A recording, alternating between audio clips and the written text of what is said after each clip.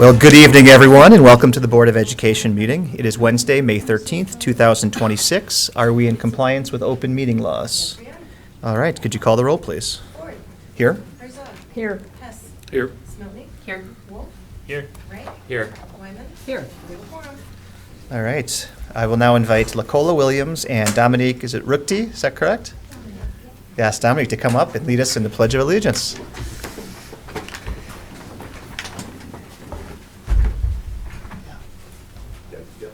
Perfect. All right, you guys ready? I pledge allegiance to the flag of the United States of America and to the republic for which it stands, one nation, under God, indivisible, with liberty and justice for all. All right, and I have some certificates for you if you guys want to hang on for a second. All right, Nicola, there you go. Dominique, want to get a picture? Yeah. Yeah, turn right side up. Yeah. Go on the other side. All right, thanks,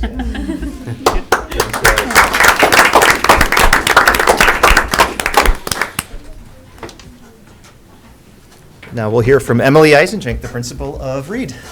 Welcome. Hi, thank you. Thanks for having us this evening. Nice to have gentlemen. I'm going to share some of the celebrations we have going on at 1120 Algoma Boulevard. Learning has really come alive this spring through some really engaging field trips that we've had, including visiting the Building for Kids Children's Museum in Appleton, and fifth graders going to the state capitol. Helping students connect what they're doing in the classroom to these adventures that they're getting to go on has been really powerful. I want to highlight a few things from the curriculum, specifically from our Bridges Math curriculum. Miss Zwizik's second grade students are highly engaged in the hands-on marble run activities, promoting their collaboration, their critical thinking, and problem solving, so they've come alive for that unit. Our third grade students strengthen their informational writing skills through research projects on the historical figures Thomas Edison and Alexander Graham Bell. And that culminated with students writing a newspaper article. So neat to see them filling out their newspaper articles.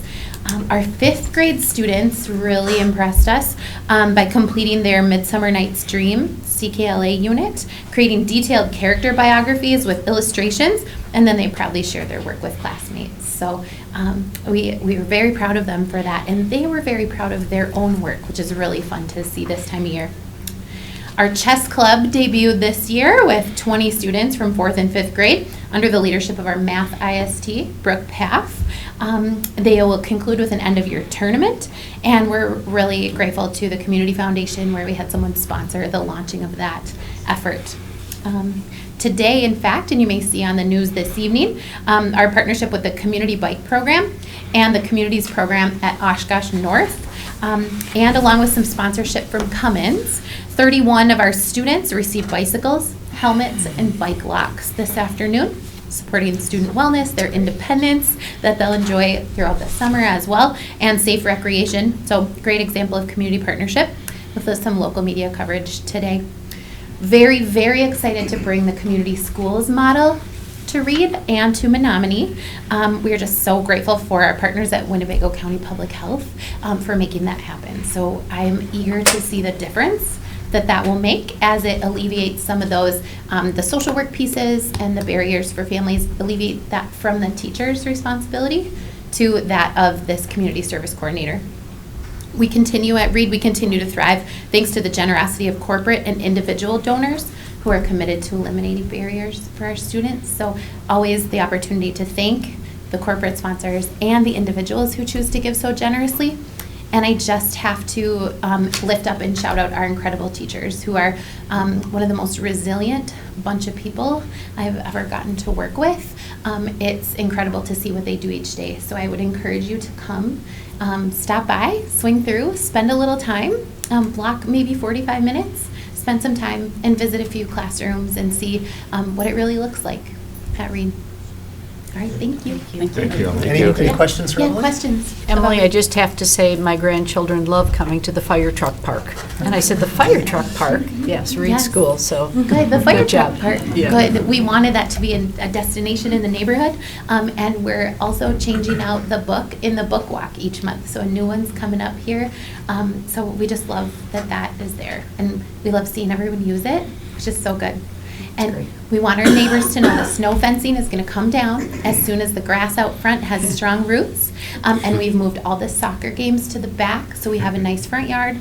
It's been a thing, but the snow fencing is coming down soon, we promise. Thank you very much. Thank you. Thank you. Leander? Thank you. Thank you. Well, thank you, Emily. Reed's a special place. They're lucky to have you. Thank you, thank you. Yeah, you wanna go ahead? Okay, so I'd like to welcome Teresa Dern up to give a special recognition for our Spirit of Education Award to Jim Chitwood. And so we had a snowstorm on when we were going to recognize Jim and his accomplishments. So I'll welcome you to come on up and Teresa. I'm going to hand that to you. You can hold it out there while I have some things to say about Jim. Pleasure to introduce Jim Chitwood as our Spirit of Education Award recipient for this year. Many of you have first come to know Jim through his 10 years of service on the Board of Education, where he developed a deep commitment to supporting students, teachers, and public education. When the foundation was established in 2012, Jim was a founding board member. He helped shape its vision, mission, guiding principles, really laying the groundwork for everything it achieves today. Supporting classrooms, expanding opportunities, and connecting schools with the community. And he has remained a steady, thoughtful presence as the organization has grown. I'm very grateful for that. He has also been a key part of the team behind Trivia Night. Many of you in this room have probably participated. It's our longest running and probably most widely known, widely recognized fundraising event. For 12 years, he has created the trivia questions that challenge, entertain, and honestly keeps people coming back. I lost friends because of it. It's been a big part of the event's success. I think, to me, what stands out about Jim is his strong belief that public schools thrive when communities support them. His leadership has helped create an organization that continues to invest in students and teachers, enriching classrooms and opening doors that might not otherwise exist. Because of Jim's vision, commitment, and support, countless students have benefited from opportunities and have had a real impact on their lives. So please join me in congratulating and thanking this year's Spirit of Education Award recipient, Jim Chitwood.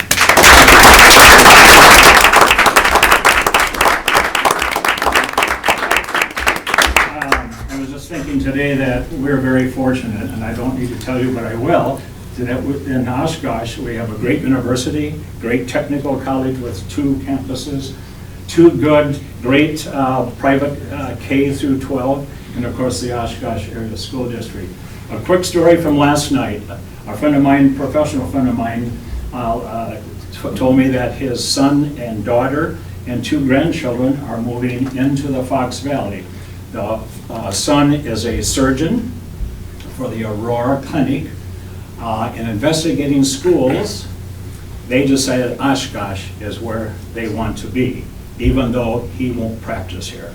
And so he will drive somewhere to an Aurora Clinic, and I won't name the city, and the children will be going to Oshkosh Public Schools. So that's a nice, for naysayers, that's a nice uplifting comment there, so. Very good. Right. Thank you. Thank you, everyone.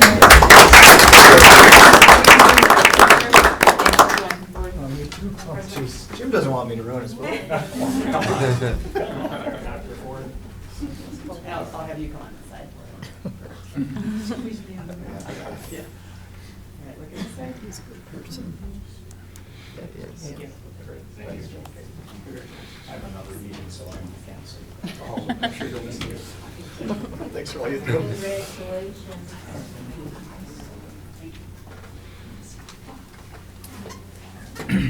All right, our next item is the recognition of our student board representatives. We're very, very lucky to have the student voice represented on our board by Campbell and Mady.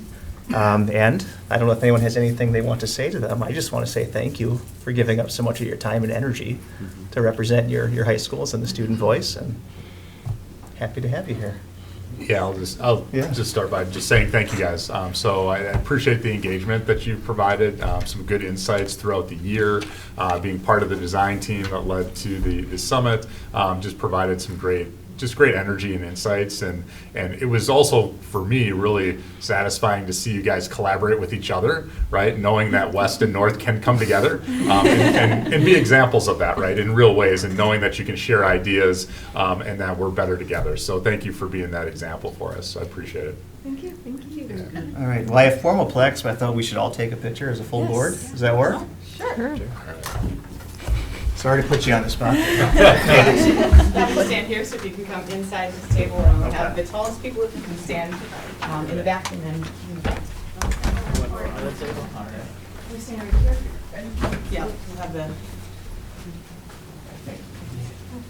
Oh gosh, Campbell, I'm sorry. I'm overloaded for how many years? Congrats, guys. You're gonna have to be in the front. Yeah, you're in the front. Beth, I'll have you stand right here. So you will slide in back there.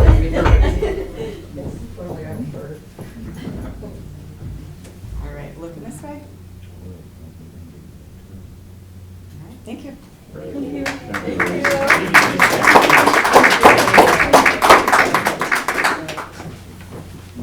I will say one thing, Campbell, it's been amazing, awesome watching you and as observing you as a leader at North over the last couple of years, and on stage, obviously.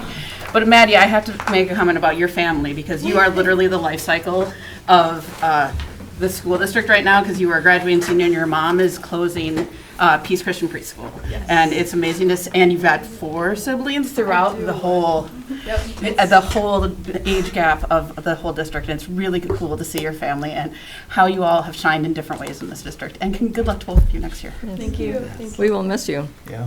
You added a lot this year. And I know we sometimes put you on the spot, at least I recognize a couple times I did, but it's always good to have student voice. So thank you and best wishes to you moving forward. All right, land acknowledgement. Yes. As we gather today, we'd like to acknowledge that in Oshkosh we're on the ancestral homelands of the Ho-Chunk Nation and Menominee Indian Tribe of Wisconsin, who lived along the western shores of Lake Winnebago, Wisconsin's largest freshwater lake, entirely within its borders. We acknowledge these indigenous sovereign communities who have stewarded this land throughout the generations and pay respects to their elders past and present. We welcome the duty and opportunity to share stewardship of these lands. All right, approval of the agenda. Any changes? All right, then we're good to go. Board President's report. The first is the recognition of retirements. We have, I named these, right? Yes, and then Dr. Yes. Herzog might have a few That things to was say. my plan. We have 4 retirements tonight. We have Faye Wells, instructional TA for 4K at Ready for Learning. Been with the district since 2021. Leanne Gauthier, Dean of Students at Oshkosh North High. Been with the district since 1999.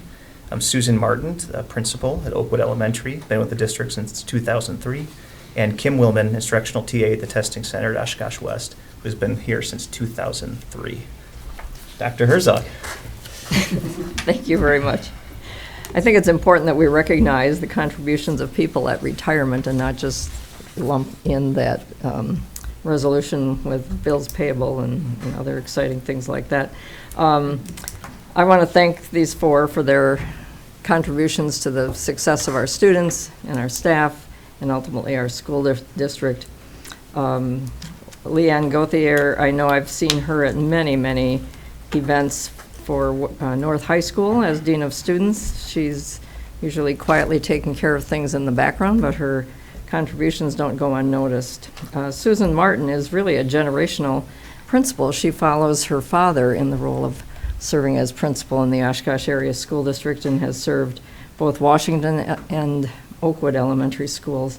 Kim Willman is always a breath of fresh air when you go into West High School. She's very caring toward the students, as are Susan and Leanne and Faye. And she will be missed. She truly cares about students, and I just want to wish all of these individuals the very best as they enter into the lifestyle of retirement, whatever that means to them, and wish them a long, healthy, and happy one. And also remind them that we're always looking for substitutes, so it's always good to have them back.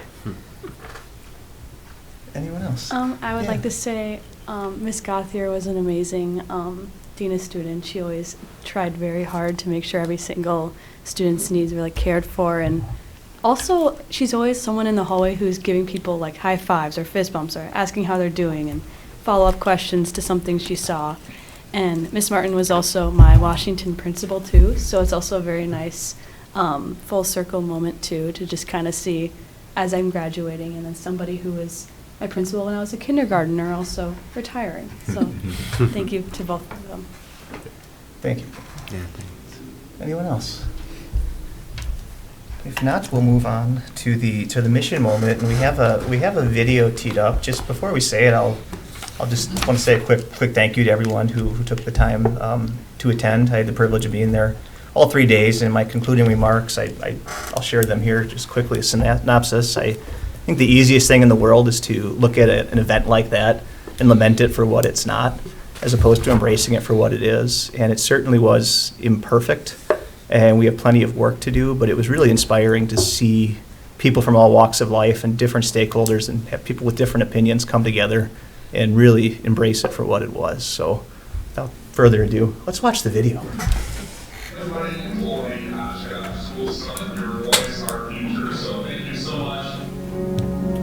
So we have over 200 people that signed up for this.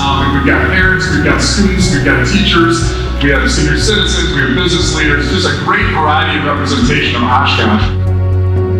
Everyone has a certain perspective about the school district, and that's your perspective. And I suspect maybe someone next to you has a different perspective. So our challenge to you is to welcome and understand another perspective, so that collectively we can identify those top priorities that you believe this school district needs to focus on in the next 10 years. The question you are addressing is, what are the attributes and skills every graduate should possess to be community, career, and college ready? And then we'll do some prioritization at the end of that to be able to say, these are our priorities as we're moving forward. What you come up with in our 3 sessions at the end of the day on Saturday is going to be plugged directly into the strategic framework. That's going to go back to the school board and our administrative team to be able to determine what our goals and key performance indicators are going to be for the system. And then our initiatives, our operational work to get those done, that'll be work that our administrative team will work on and be able to communicate with the board and the community as we're moving forward. It's been powerful to see how much this community cares about these issues and about my peers and me. As a student, I see every day how these decisions matter, whether it's the basics in the classroom or the programs that keep us engaged. It all shapes us and who we become. I really think that we have the capacity, the energy, and certainly the talent to navigate this in a way where we become a lot stronger. So I'm really excited for what comes next, and really thank you all for being engaged and being part of the process. My voice. My voice. My voice. My voice. My voice. My voice. My voice. Your voice. Oshkosh School Summit. Your voice. Our future.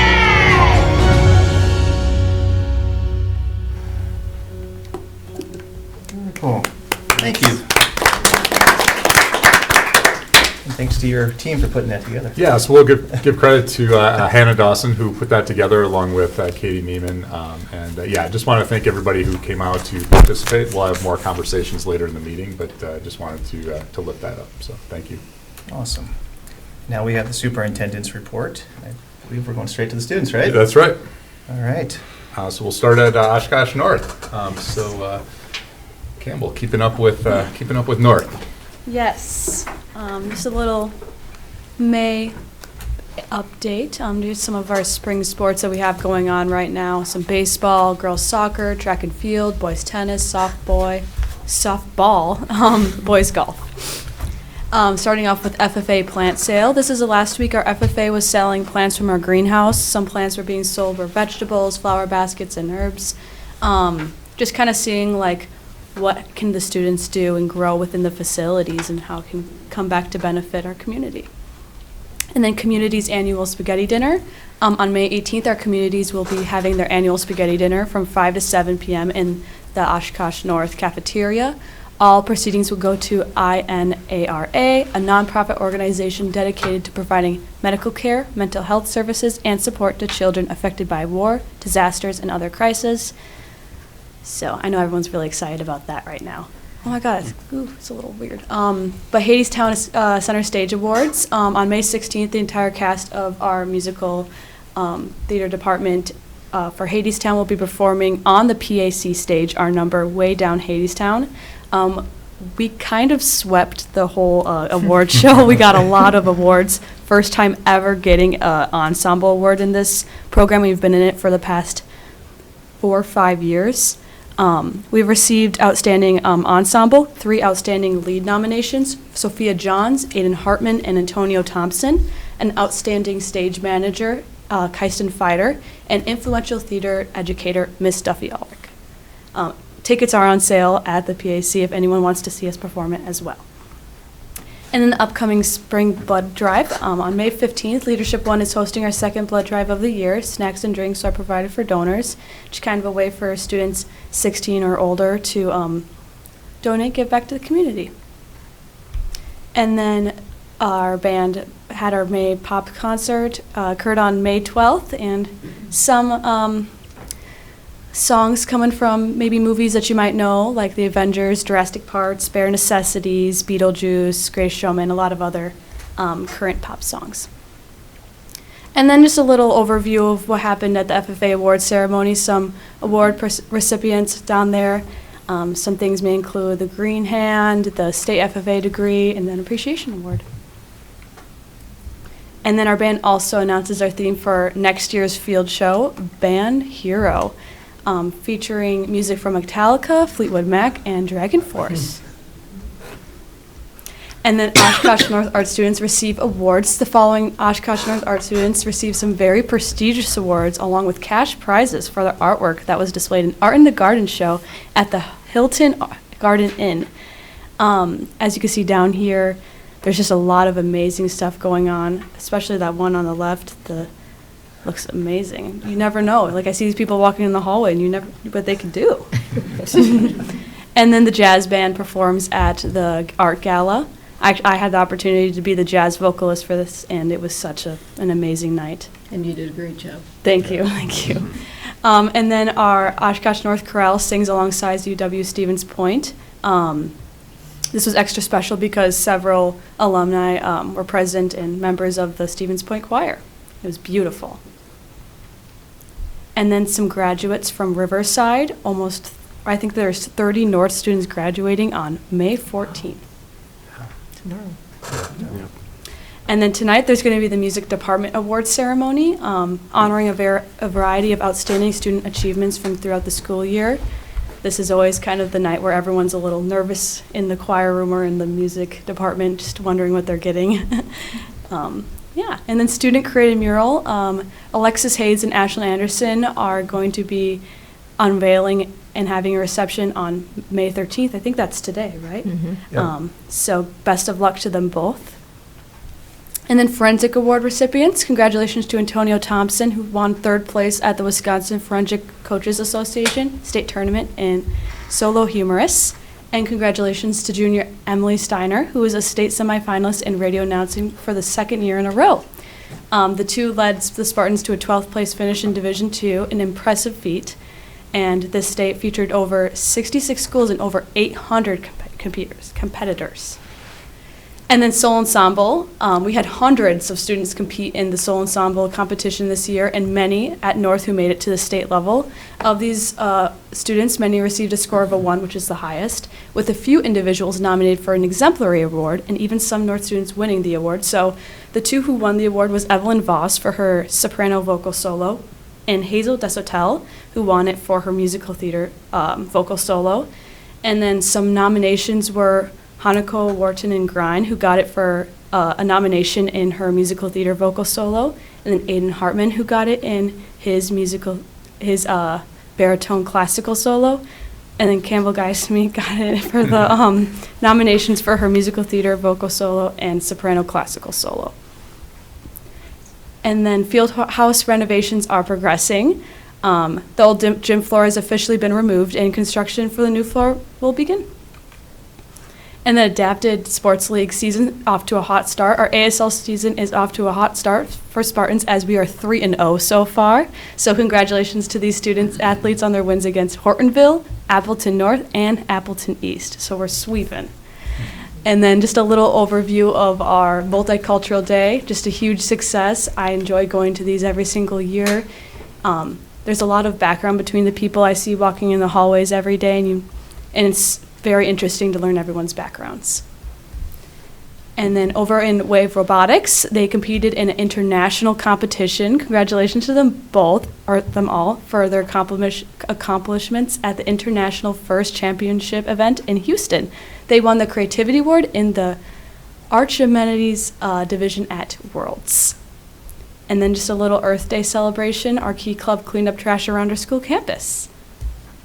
And then our mathletes team, some select freshmen and sophomores participated in the UW Oshkosh Mathematical Problem Solving Contest, designed for those who show an affinity for mathematics or just love problem solving. This event also offers the opportunity to explore interest or further study of careers in mathematics and other STEM fields and learn more about programs at UW Oshkosh. And then our community's hosted Bike Osh again for the 10th year in a row. I've seen signs all over and it looked like lots of fun. And that's all from me. Thank you so much for the board once again. It's always so nice to come here and just learn so much about what's going on. And you guys are all wonderful people. And it's so nice to know all of you. Thank you. Thank you, Campbell. Thanks, Campbell. Good luck tonight. Thank Yes. you. Win them all. Good luck. Oh, I love All it. Your right. turn, Maddie. So for our last, what's going on with the Wildcats? We've had a lot going on in the last couple of weeks. We will get started. Similar to North, our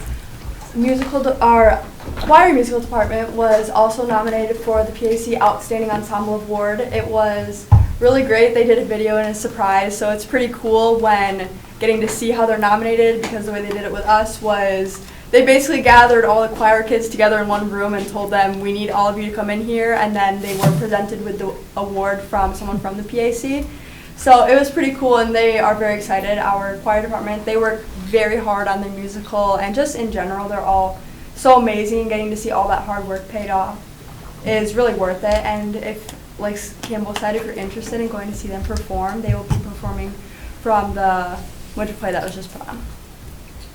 Next, we had 4 of our students go for the WIA Leadership Sports Summit. So these 4 students got to go basically for the entire day and with students from all around the state and get to learn all about leadership in sports and how that they can be leaders throughout their sports and with their team and members, and just how, as our school, how we can better all of our sports teams together as one. We also, as we heard from Campbell, our robotics, they were district championships and got the first Impact Award along with the Creativity Award at the Nationals and Worlds, which is really good. Our robotics team, they also work very hard in everything that they do, and getting to hear a lot of the students talk about everything that they're doing, especially with Stobish, and getting to hear about all of that is really cool, along with how they're using some of their robots going forward in future years for different activities, I believe. We also had our student council WAC State Leadership Conference a couple weekends ago, and this is just a great opportunity for our student council. Every year we offer it. Last year we were hosts of the conference. This year we got to be co-hosts, which is a really great experience, and getting to see everyone come together. We learned so much over the weekend. We get to participate in all kinds of different conference activities and developing with the other schools around the states and getting to hear different ways that the schools go about doing activities, and so kind of getting to hear how those ideas and how we can implement those into what we're putting on is really great, because it's just a refresh every year of trying out new things and getting to hear other ideas that maybe we don't typically hear about, because a lot of the schools do things very differently. So getting to just see how we can adapt all of those is awesome. And it's a great experience for our student council to be together.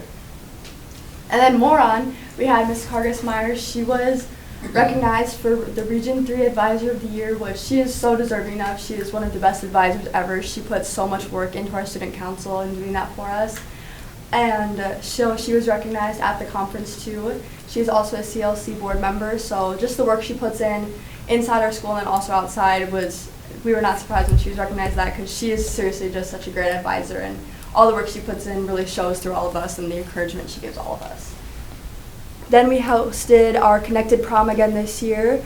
So this is just a chance for students to have their own separate prom where it's different adaptability to all students. And it's hosted with all the students part of Connected and then all our volunteers. It was hosted at West, which from what I heard, all of them super excited, and getting to dress up twice is so much fun for all of them. And then again, like I talked about earlier, the robotics was nominated for the Creativity Award, which was happening at Worlds.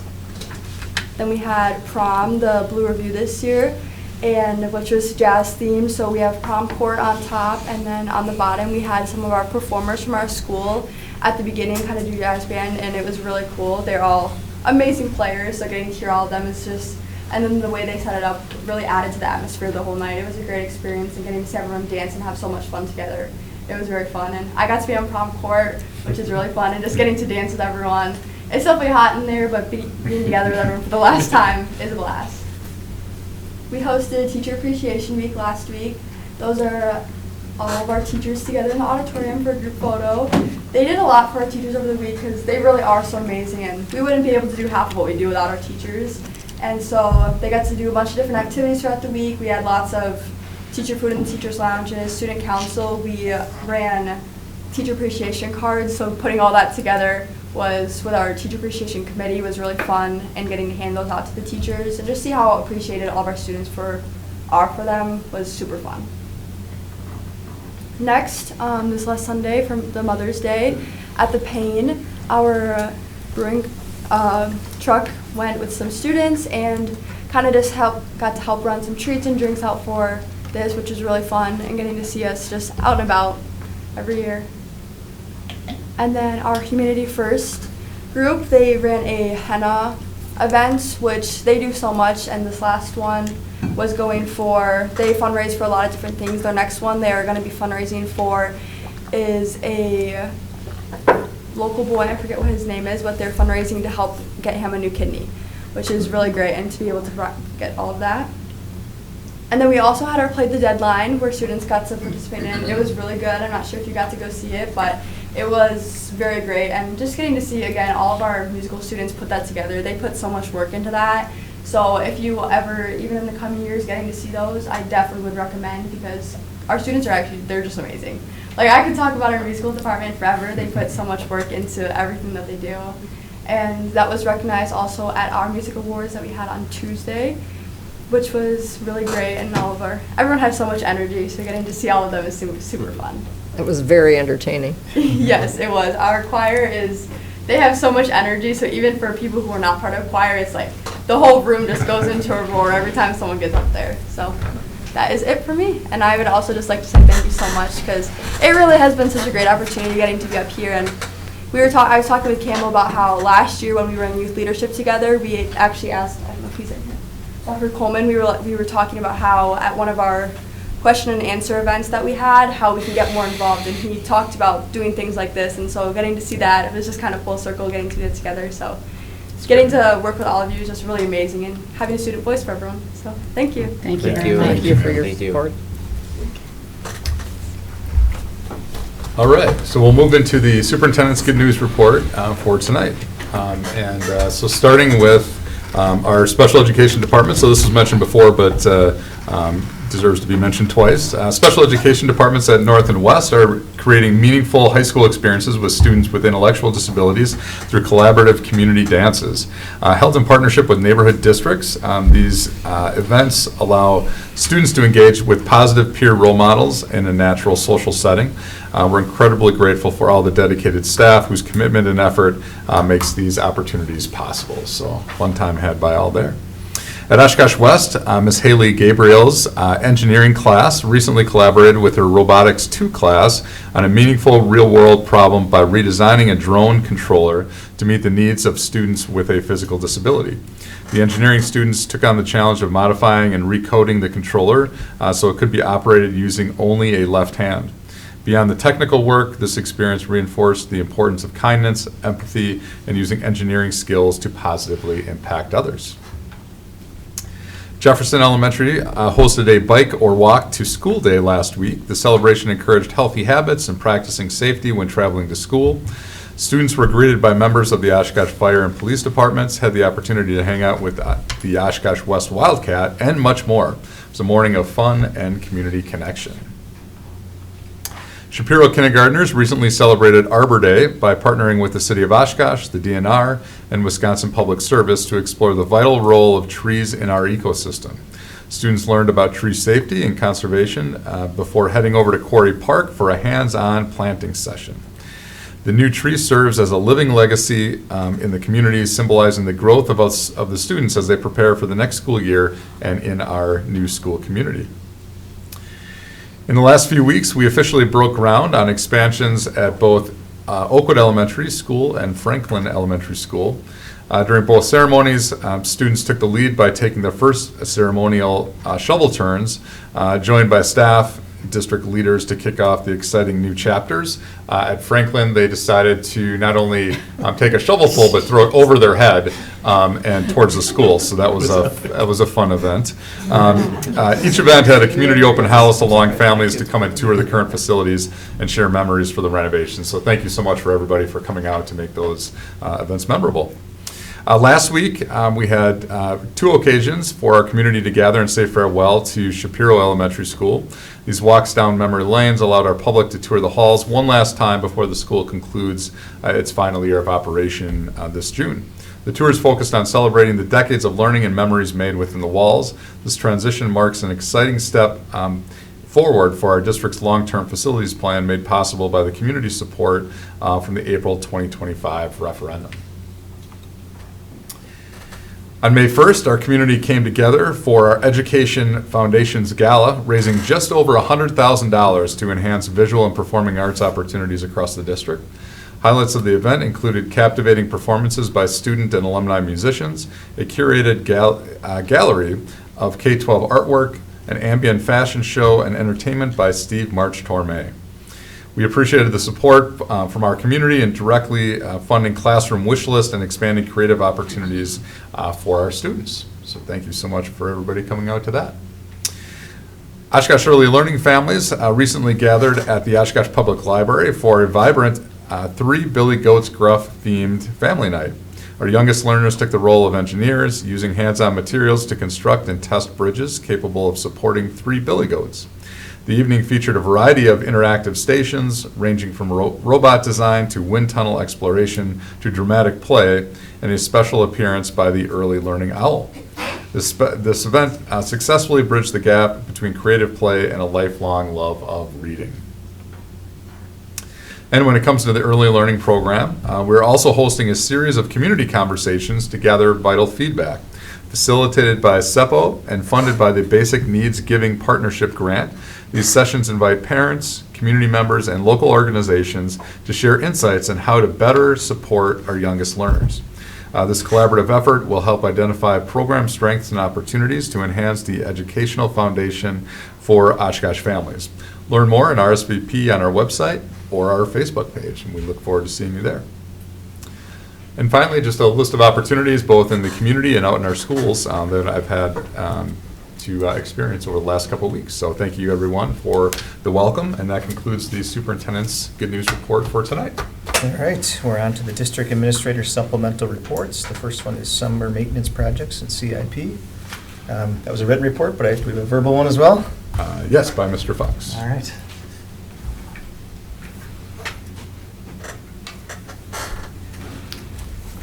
Thank you. Good evening. Submitted for your review was the Summer Maintenance Projects Capital Improvement Plan for 2026. Just a couple of projects I'd like to highlight for you are the North Gymnasium new field house floor, which will be starting soon and on schedule. The new gym floor at Lakeside Elementary School.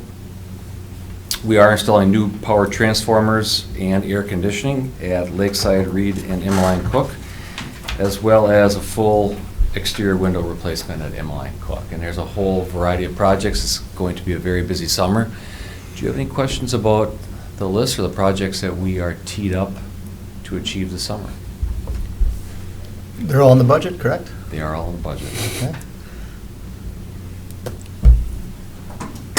Looks like a busy summer, and I'm Yeah. sure the F&F committee, as well as the entire board, will be looking forward to a summary when everything is completed, hopefully by September 1st, Me as well. or sooner.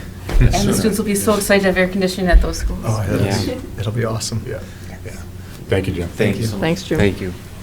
The next one is extended contracts, and this was written by everyone. Well, it looks like Brian Yerke's going to be the one Mr. telling us Yerke about will, it. yeah, we'll come up and cover that. Good evening, Board. The purpose of this report is to just give you an update on the need for extended contracts for our staff. Extended contracts, in a nutshell, are duties, responsibilities that can't be performed during a regular contract or school year. Typically, those duties include closing out a year or preparing for the next school year. The supervising administrator, typically a director, is responsible for monitoring, evaluating, supervising, and building these extended contracts into their budget.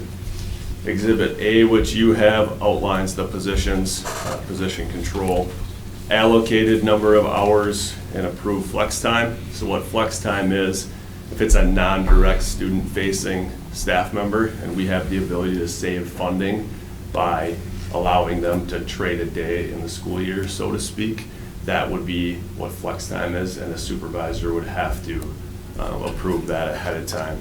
Some of the changes going into next year would be in process, so improved, I would say, internal position control, changing some of the way we record, monitor, and evaluate hours. We want our directors to be able to, in that evaluation process, have some metrics and measures and inputs and outputs for what that summer work is providing us at the end of it. Our new internal controls will include people having to punch in and out. So in the past, we've paid the allocated hours at the start of the summer over 3 payments over the course of the summer. New this summer, people will have to punch in and out. Supervisors will have to review those hours, duties, and approve or deny those time cards. So you can see directors were asked to reduce the hours that we have been providing. Based on our budget situation, we didn't give a set number, but as a team, we decided we needed to reduce the number of hours and pay allocated to our summer work. So you can see some of the reductions. There were 9 reductions in positions, 820 hours reduced going into this year, and I would expect that to be even higher with the new processes and internal controls. Flex hours reduced by 109. Our expected budget, or what was planned in our director's budget, was $211,600. We will not go over that. Any questions on the positions or the processes? Good report. Yes, thank you. Thanks, Awesome. Brian. Thank you, Brian. Next is Superintendent Davis, an update on our budget forecasting process for 26-27. Yeah, I wanted to follow up from our last meeting to provide some insight into our continued progression towards our budget forecasting process for next year as we build up our confidence to make sure that we have an accurate forecast for what we're targeting for next year. So last Wednesday, I had the opportunity to meet with Todd Hajewski from Baird School Solutions. We use Baird Financial for our forecasting model. So Todd was here for the entire day, being able to really take a look at what our current forecasting model is, what are some of the factors going into that forecasting model, and then making sure that we're syncing up our latest staffing updates. So we have a new software that we use called Skyward Cumulative that has all of our positions now in that forecasting model. And so Todd was able to work through and sit down with both the business office and HR to make sure that all those positions were accounted for. So he took some time to do that, and we'll be making just some final touches to that that we'll present on May 27th. His initial look at that forecasting is that things looked reasonable from where we were, from what we had projected the meeting before, and so I didn't find any big swings in anything related to that forecast. So we're still approximating about $3 million that we'll need to work through. But again, Todd was doing some continued analysis on that, and we'll have a projection that we can have some confidence in for 26-27 coming up on May 27th. So that was Todd Hajewski, again, from Baird School Solutions. We also talked about some forecasting to be able to get a multi-year forecast. And so what we have set up at this point is to be able to make sure that we're landing on the 27th, make sure that we're landing 26-27.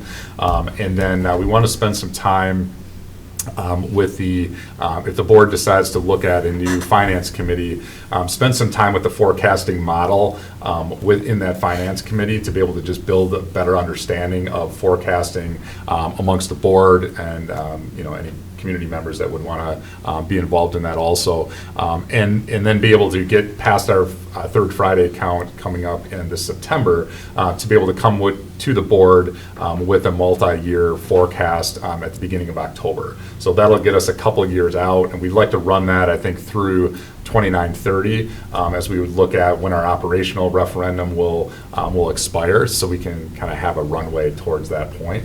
But that'll be different than we've done in the past from the forecasting involvement, and I think it'll allow for a lot of questions to be asked, and again, just want to be able to build capacity around the knowledge base for that forecasting. So that's one of our main jobs, is to be able to get confidence in our forecast as we're moving forward. So also, last Wednesday, I had an opportunity to meet with Todd Gray as part of that conversation.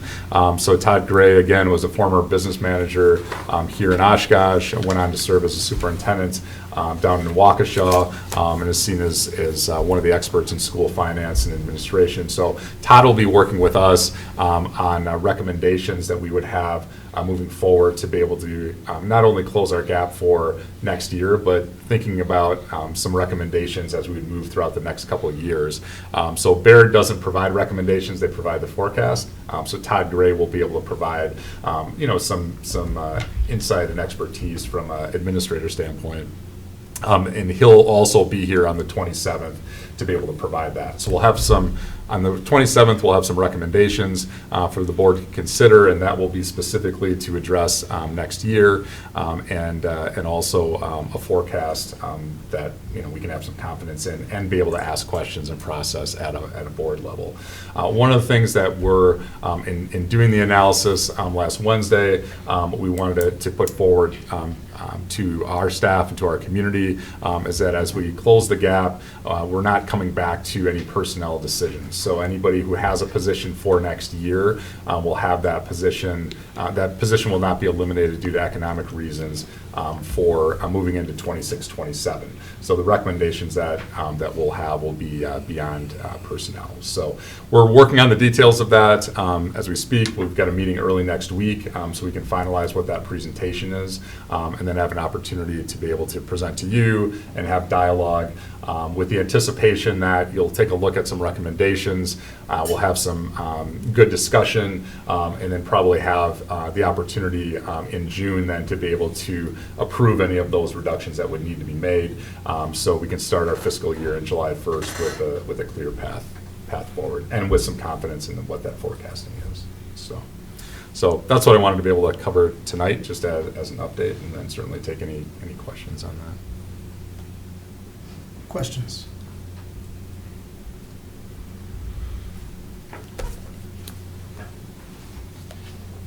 No? All right. All right. Thank you. Thank you.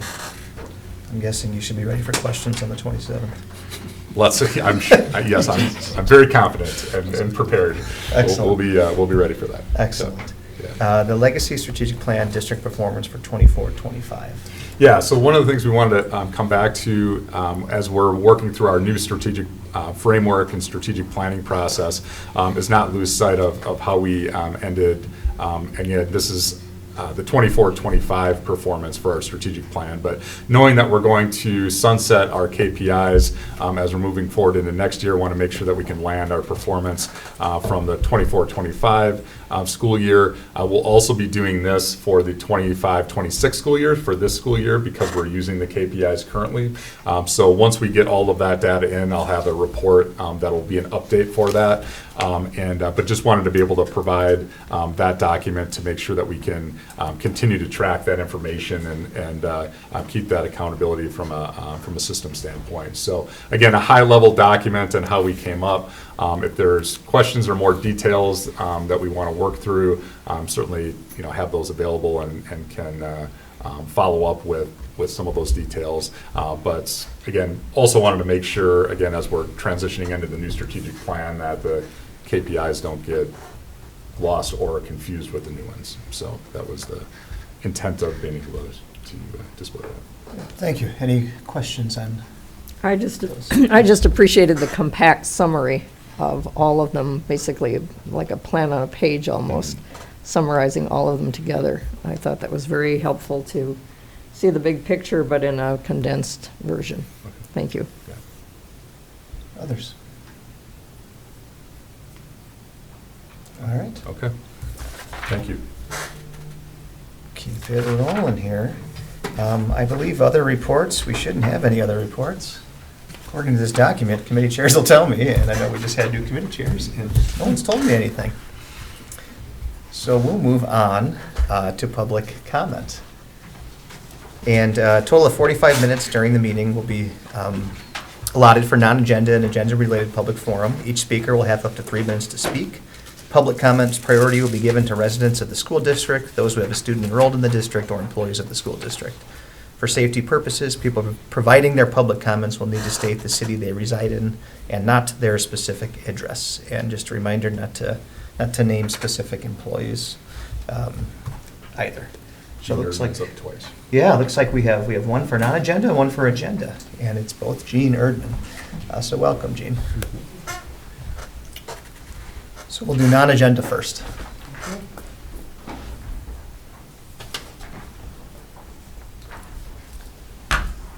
My name is Jean Erdman, and I live in Oshkosh, Wisconsin. For my non-agenda item, I would like to talk about school finance. I would like to note that school finance is pretty messed up. I think that's an accurate summary across the state of Wisconsin, that it is affecting the majority of districts, that it is a result of a patchwork of decisions made at the state level going back to 1993, that it is influenced by money going to vouchers, which unfortunately has become, partisan. I don't understand why school finance and school funding cannot be nonpartisan. What would we have in common more than the people coming after us, the children? There is money in reserve in the state. The state is not broke.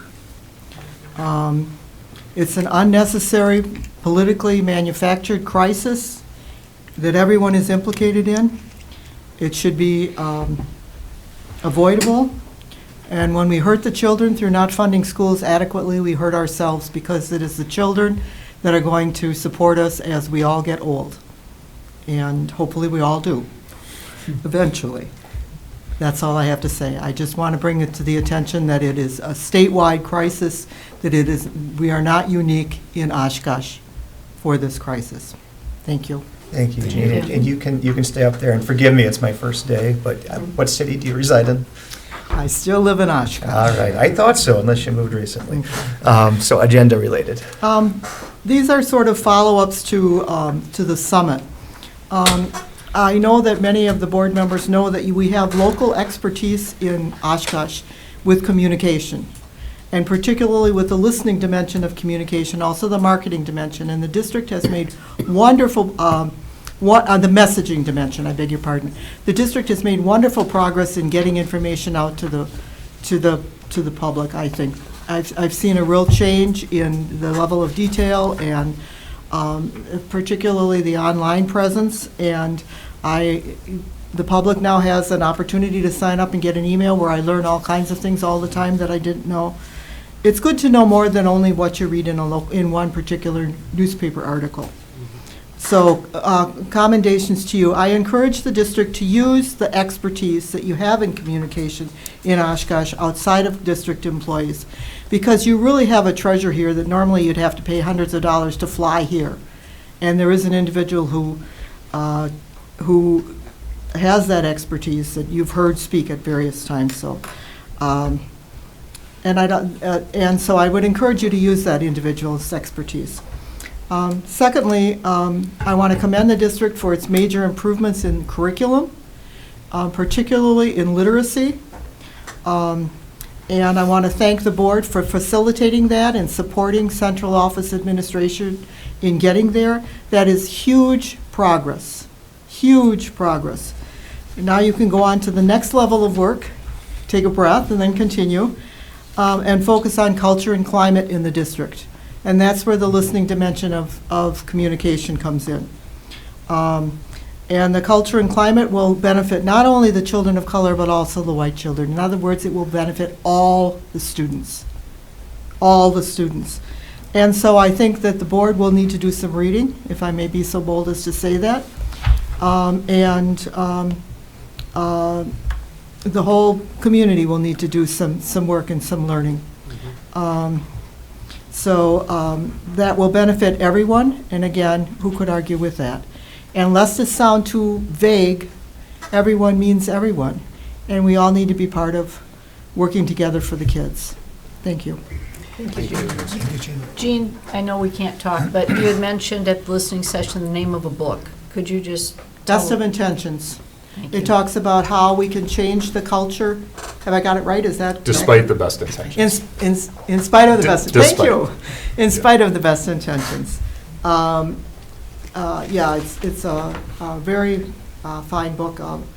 Somebody spent a year in a school, in a high school. Thank you very much. You're welcome. Thank you. All right. Nobody else has signed up, so we'll move on to the, sorry, my gavel's taped. Move on to the first workshop, which is the Oshkosh School Summit and Strategic Framework, and that is Superintendent Davis. Yeah, so wanted an opportunity, again, just to be able to dialogue with the board as we're moving from the school summit and an opportunity for community feedback into framing up what is our strategic framework as we're looking at developing our strategic plan and our 5-year goals as we're coming up. So just wanted to, I know most of you at least had an opportunity to participate in a couple of dates related to the summit.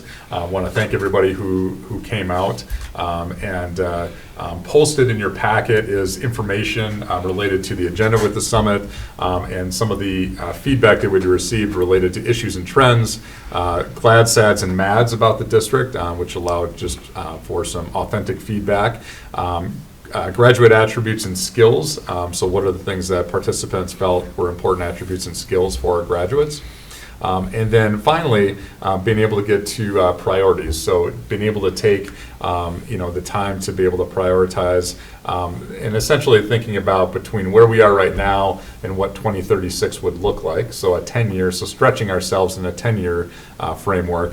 What are some things that we need to be able to focus on and work towards for 2036? So participants had an opportunity on the last day to be able to consolidate, categorize what their top themes were, and then be able to prioritize. And so what I have on the screen is just what we had for the top 4 priorities related to feedback of participants at the summit.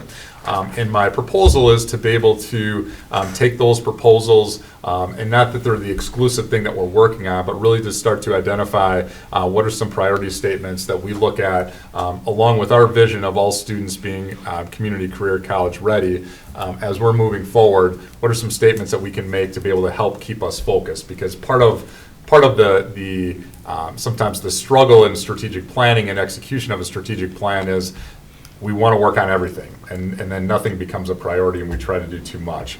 So really trying to winnow down into some specific areas. And so what you'll see for the topics would be teacher support, the cross-cultural competencies and connections, restructuring committees to be inclusive, and then communication among all stakeholders. So those were the things that rose to the top as far as the priorities. What I did then in the updated version of the strategic framework is put those on the initial page. So if we go to the next page, that would be, sorry, it would be a different tab. Yes, yeah. And so this is the framework that we've been building as we've been talking about our new format for our strategic plan.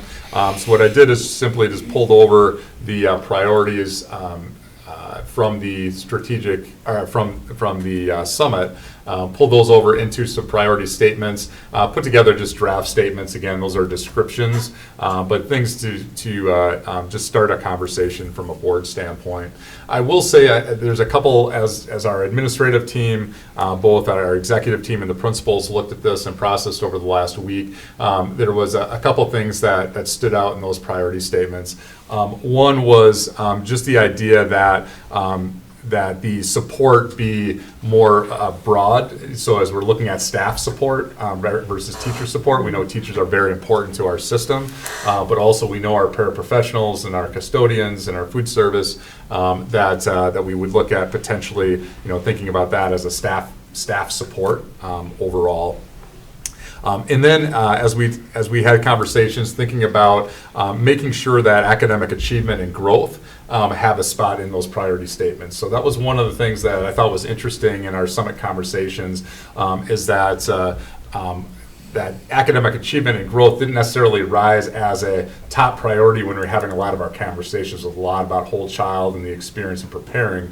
But we want to make sure that we're not losing sight of the importance of academics, especially as we're looking at developing our key performance indicators around math and reading and keeping that area of focus. So that would be another priority area that I would recommend that the board look at as we evolve our process in this framework and cast that vision forward for 2036, including academic achievement and growth as part of that, and developing a priority statement around that. So I wanted to be able to just, again, start a conversation tonight with the board around some of that feedback. You all had experiences in the summit to make sure that is captured or not.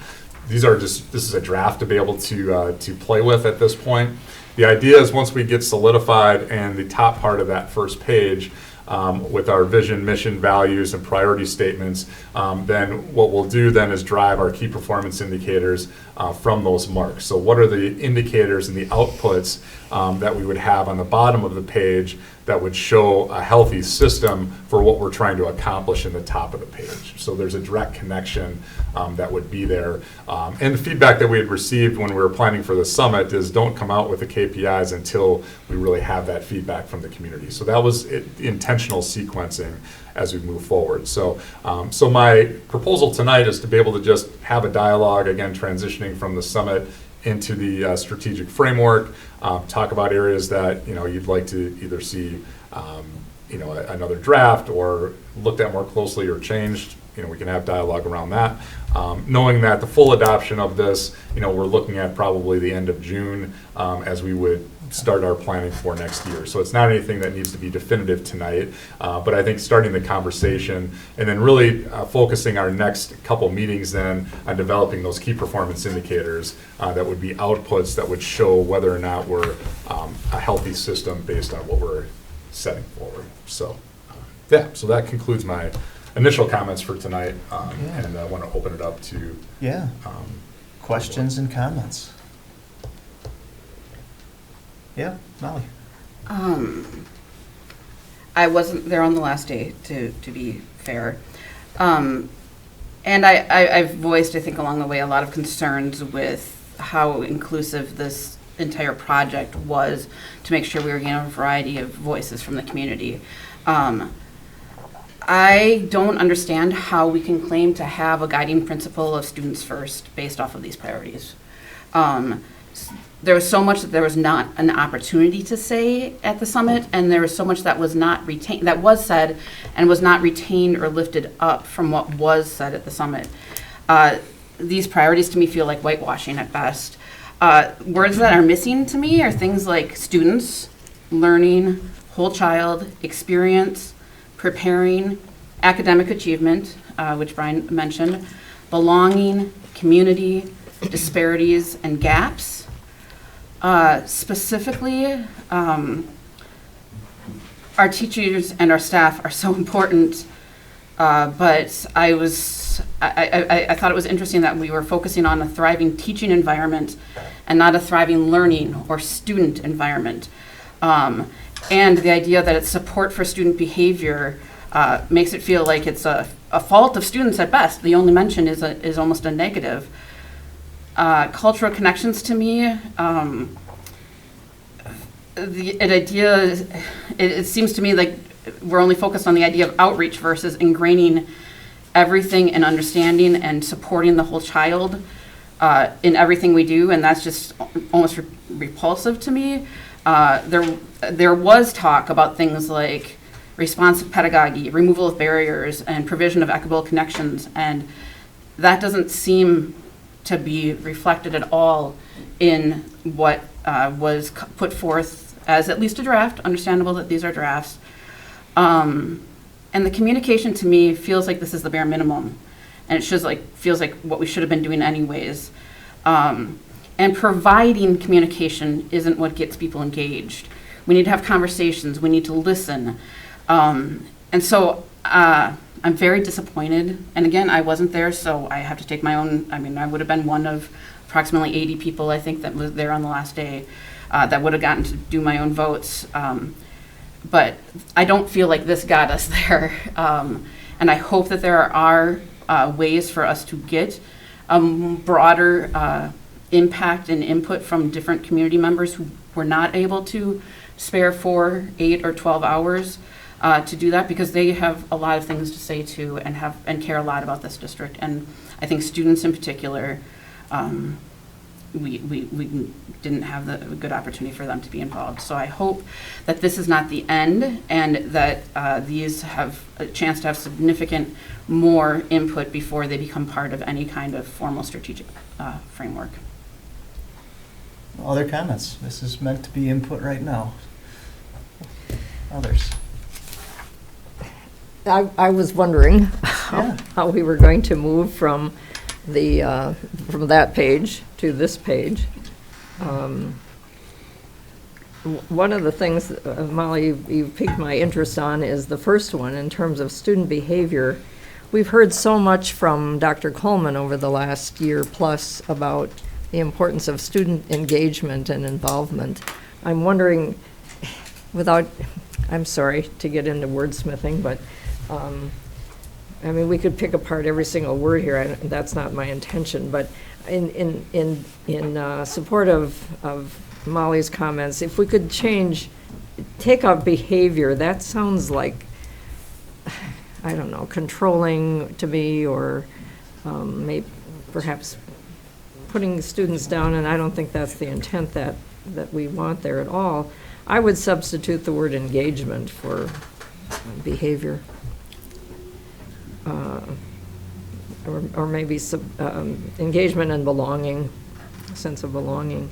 But I think we should make an effort to reach out to subgroups to get some feedback on the wording of this, because this is important, because this is the basis for everything that follows on the bottom of these pages and on the succeeding pages. And so if we could reach out to a group of students, if we could reach out to a group of staff with a time frame, I mean, we can't extend this forever, but I think we need a broader group providing input into this creating of the words that we're all going to have to live with moving forward. Why don't you mention that? Yeah, so one of the things we talked about, again, and you're not going to get everybody around the table like in this process. So one of the things we are talking about is to be able to have a survey opportunity that we could put out to the entire community, but certainly make it available to student groups and do some targeted outreach. And I think what I'd be interested in feedback on is the best way to do that.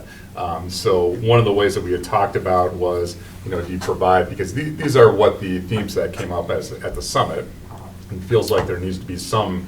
And just to be clear, the last day, I mean, we didn't write these, the people. No, correct. The groups wrote these. Yes. Yeah. But they had to write one thing, correct? And they had a whole bunch of different ideas, correct? I mean, we saw all the things that were written down, like. I don't know, my group wrote a couple, but maybe we have to follow the rules. Yeah, Also, you got, I don't remember how many dots. Yeah. And some people put all the dots onto one thing, so it may be skewed one way or another, or that's something they felt very strongly about, which was fine, but. Yeah, so one way to do this would be able to honor the work of the summit, like here are the topics that were identified, be able to have people, look at those, and then provide an opportunity, like what was missed, like what in here of these topics that were provided from the community, be able to have an opportunity and just basically one question on there, what was missed. If we wanted to provide an opportunity for ranking, we could put together a process, a survey process for that also. But that would be one way to do it. So again, we're grounding ourselves in some of the feedback that we've already gotten and not just dismissing that, but then also being able to cast a wider net for representation. So that would be one way to do it. Certainly open to other opportunities. Again, knowing that if we're going to use this for the strategic framework and the strategic plan for next year, we've got some time, constraints to that that we want to try to honor. And also, though, this feedback has been given as part of the planning committee from the beginning. I'm sort of disappointed that there has not been more action taken to prepare for this eventuality, where people have been asking for an opportunity via, and we have some community experts who very much had said, if you want to get the full community feedback, you do other metrics other than a 12-hour system, and so we could have been working on this. So I don't want to put it's a false deadline, because we could have been much more prepared to get going on this now. Well, I think it was important to be able to take what we had from the summit prior, rather than put something out there that would just be wide open. So the idea was, let's ground in the summit topics, right, and the priorities that come out of that, and then be able to get feedback from there. Well, we still could have been planning for this, and now we are recreating the wheel on how to do a survey.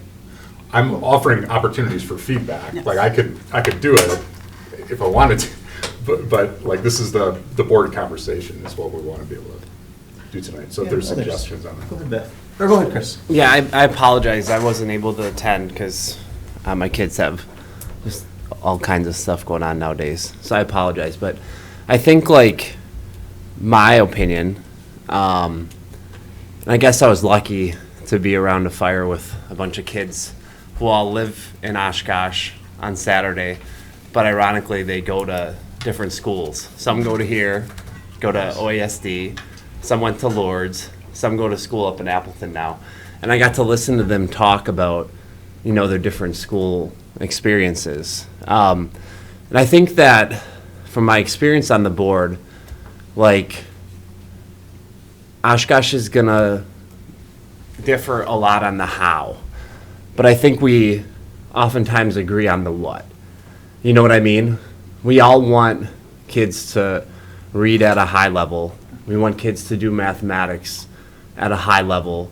We want kids to all feel included. I think we want families to feel included as a community. You know, the question is the how, and how do we measure that?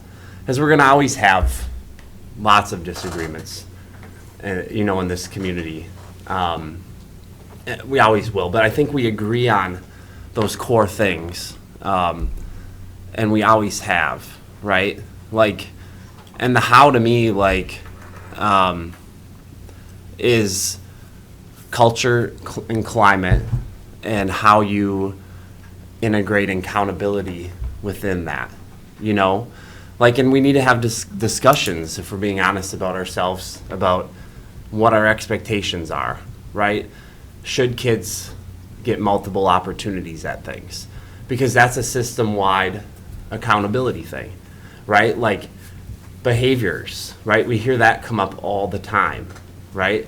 As a district, we need to have clear messaging on those things, so that when a family and/or kids deciding if they want to come here or not, they know what our curriculum is, and they know how, as a school district, we're going to do the how, and how we're going to hold everyone accountable. So those are just my thoughts, you know. And I have a whole lot more because I got to listen to kids talk from different parts of they all live here, but they get to talk about how they're held accountable in different ways based on what school they go to. So I mean, that's a really good point. And it's just, when I read these, the first thing I thought was the conversation around our table around student behavior. You had half the folks there saying, yeah, we got a real student behavior issue, we're way too easy on these students. And then the other half saying, yeah, we have a real student behavior issue, right? We're way too hard on these students. That's going to be a really hard nut to crack. That's just a huge division point in our community. Right, but that's what divides our decision making in our community, and it divides. It's kind of like where we're at, right? It like, is, you can't skirt that. You know? I agreed. So sorry, I interrupted you, Beth. That was rude. No. That, I was just going to say, I think the summit was a good place to start. I agree that those things came out probably, at least from group talk, on top. There's certainly other ones below that are important. I hope that we are able to group them together along with the academics, which has to be on there, into those four, and have appropriate KPIs that we are able to measure. And that gets tough. The one thing that I found so interesting, academics really was not talked about a lot, but rather the whole child. And whether it be inclusion in music classes, inclusion in the classroom, that's really the message that came out from so many people. Yet academics has to be part of the KPIs, are one of our priorities, because that's what we're doing, is educating children. And hopefully in a holistic, whole way. Go ahead. I mean, I get what we have here. I think I expressed some concern when this was first introduced. I'm a quantitative person. This is a qualitative approach to gathering data, and it's interesting. And yeah, I think ultimately we're trying to bring it down to measurable key performance indicators. And does this necessarily lead us to measurable things? I don't know. It was good that we got a large segment of the community out there. I totally agree with Molly in that there was a large segment of the community that I wish would have been more involved and had their voices heard. I think I look at this and say, well, it is a beginning. And honestly, I think one of the things that kind of frustrated me about this, and where I would be curious to hear others' perspectives, and in large part the administration's perspective, is, while one, yes, I think the dilemma with this is that what you got were socially normed responses, that there are some things that when you're just in person, in public, people don't want to hurt people's feelings. And so what you're willing to say at the table with a bunch of community members is going to be very limited. And so I do believe a survey is a technique that allows people to just freely tell it what you will. Absolutely. I would like to see that. But I would actually also like to see, what I'm disappointed with in here is some more qualitative work in allowing some people to really just be able to speak their minds. And because that's what I'm looking for in qualitative stuff, is kind of this understanding the context of things. And I feel like part of the struggle with the summit was it was also kind of time limited. You had 10 people sitting around the table and you had 15 minutes, and so each person could really only give a 3 or 4 word kind of summary of things. And I don't know that I see the richness of context of all the experiences that everybody could have. And that's where I'm struggling with, is this enough to get me to the point where I'm ready to do a survey? Because I don't know that this has led me to a full comprehensive understanding of the context that I want qualitative research to do. That's not what I do, but I appreciate what it brings to the table, that it sets us up for a better quantitative study at some point. Tim, do you think those, the other worksheets that are involved in the handout would be enough for you or not? Like, because I personally, I wish they had taken down all of the comments and notes that everyone made, but I'm trying to find the link now. But the, you know how they include the summaries of the other discussions? Because I mean, I completely agree with you. This last exercise does not at all give the quantitative depth or qualitative depth of even what was said at the summit. But I'm trying to find the link for you. But I mean, at some point, I think we've got to be honest with people, and I think it's exactly what Mike said in the beginning. This was an imperfect exercise. Yeah. We're trying to do our best. Oh, yeah. We got more work to do. I think that was kind of part of my struggle was I didn't,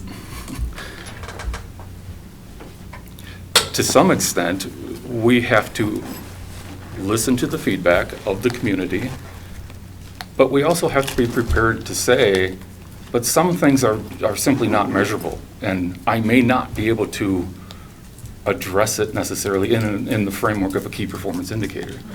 Yeah. Maybe that's just, these are task lists that we know are getting done, so we can say that we've done something, but it isn't going to rise to the level of key performance indicator. That's not to say we don't find it valuable. That's not to say we diminish any of these things. It's just saying there are limitations into what we can measure as a district and hold somebody accountable to, and that's what I kind of look at. The key performance indicators tasks are looking to the administration and say, these are the things we as a board have listened to the feedback, and these are the things we need you to accomplish, Dr. Davis and everyone else in this room. And that may not include everything here, but yeah. Agreed. So I mean, I would agree with that, and I think that's part of my reflections in going through multiple strategic plan processes, like for the priority statements, which are somewhat, aspirational and vision oriented, if you will. It doesn't have to be one KPI for one priority statement, right? So it's kind of looking at the vision, mission, values, and those statements as a collective, and then driving the key performance indicators for accountability in the system from those as a collective whole. So I think for me that's been just part of my reflection in the process also. And I don't know how, go ahead, Chris. I mean, we only make something, or we should only make something a KPI if it's really important to us, right? And if it's something we really want to measure and get good at in the district, right? And the things that we really want to get good at should be the things that benefit all children and the families the most, and stuff that we want to be known for, right? So what in our district do we prioritize the most? What do we want to become, and what do we want to be known for, period? And how do we narrow that down so it can be measurable? Yeah. Right, we have to do that. We have to decide what we want the future of the district to look like, and we have to make those our priorities, or else we're just going to be jumping around. I mean, literacy and math, we've talked about that for 5 years, so that's obviously a very high priority of everyone around the table. We have to measure that somehow. But what else? You know what I mean? And we have to be fair and honest in our shortnesses and our, and what we're good at. But these are we're going to define what we want this district to become with these. I think part of during the summit that was tough was that it was a timekeeper. So yeah, you got all these great ideas, but we had no chance to dive into it. At our tables, we would start having a great discussion, then it was like, nope, next step. And you're like, well, I kind of want to talk a little bit more about this. So we're throwing terms and all these things. We're missing academic achievement, and yeah, there's a lot of wording that needs to be updated. And like Chris said, we have to dive deep and make sure that we're focused on the most important aspects of this. Agreed. I mean, I know that I've been pushing the idea with, at least as one individual, of a survey like this. And I guess, one, I want to know if people think that's a good idea. And to your point, Tim, I mean, I would envision there needs to be an open-ended question here. What did we miss? That gives people the opportunity to sound off. And that's where I think it should be a couple surveys. A first one that allows the open-ended question, and then kind of the definitive of, now that we've got all the ideas on the tables, what are the priorities? Because if you just, yeah, it's. I'm just thinking logistically, not logically, logistically. Well, I mean, we have Google Forms. It's not difficult for us to create a survey and get it out there. Yeah. But how do we get people to take them? Maddie.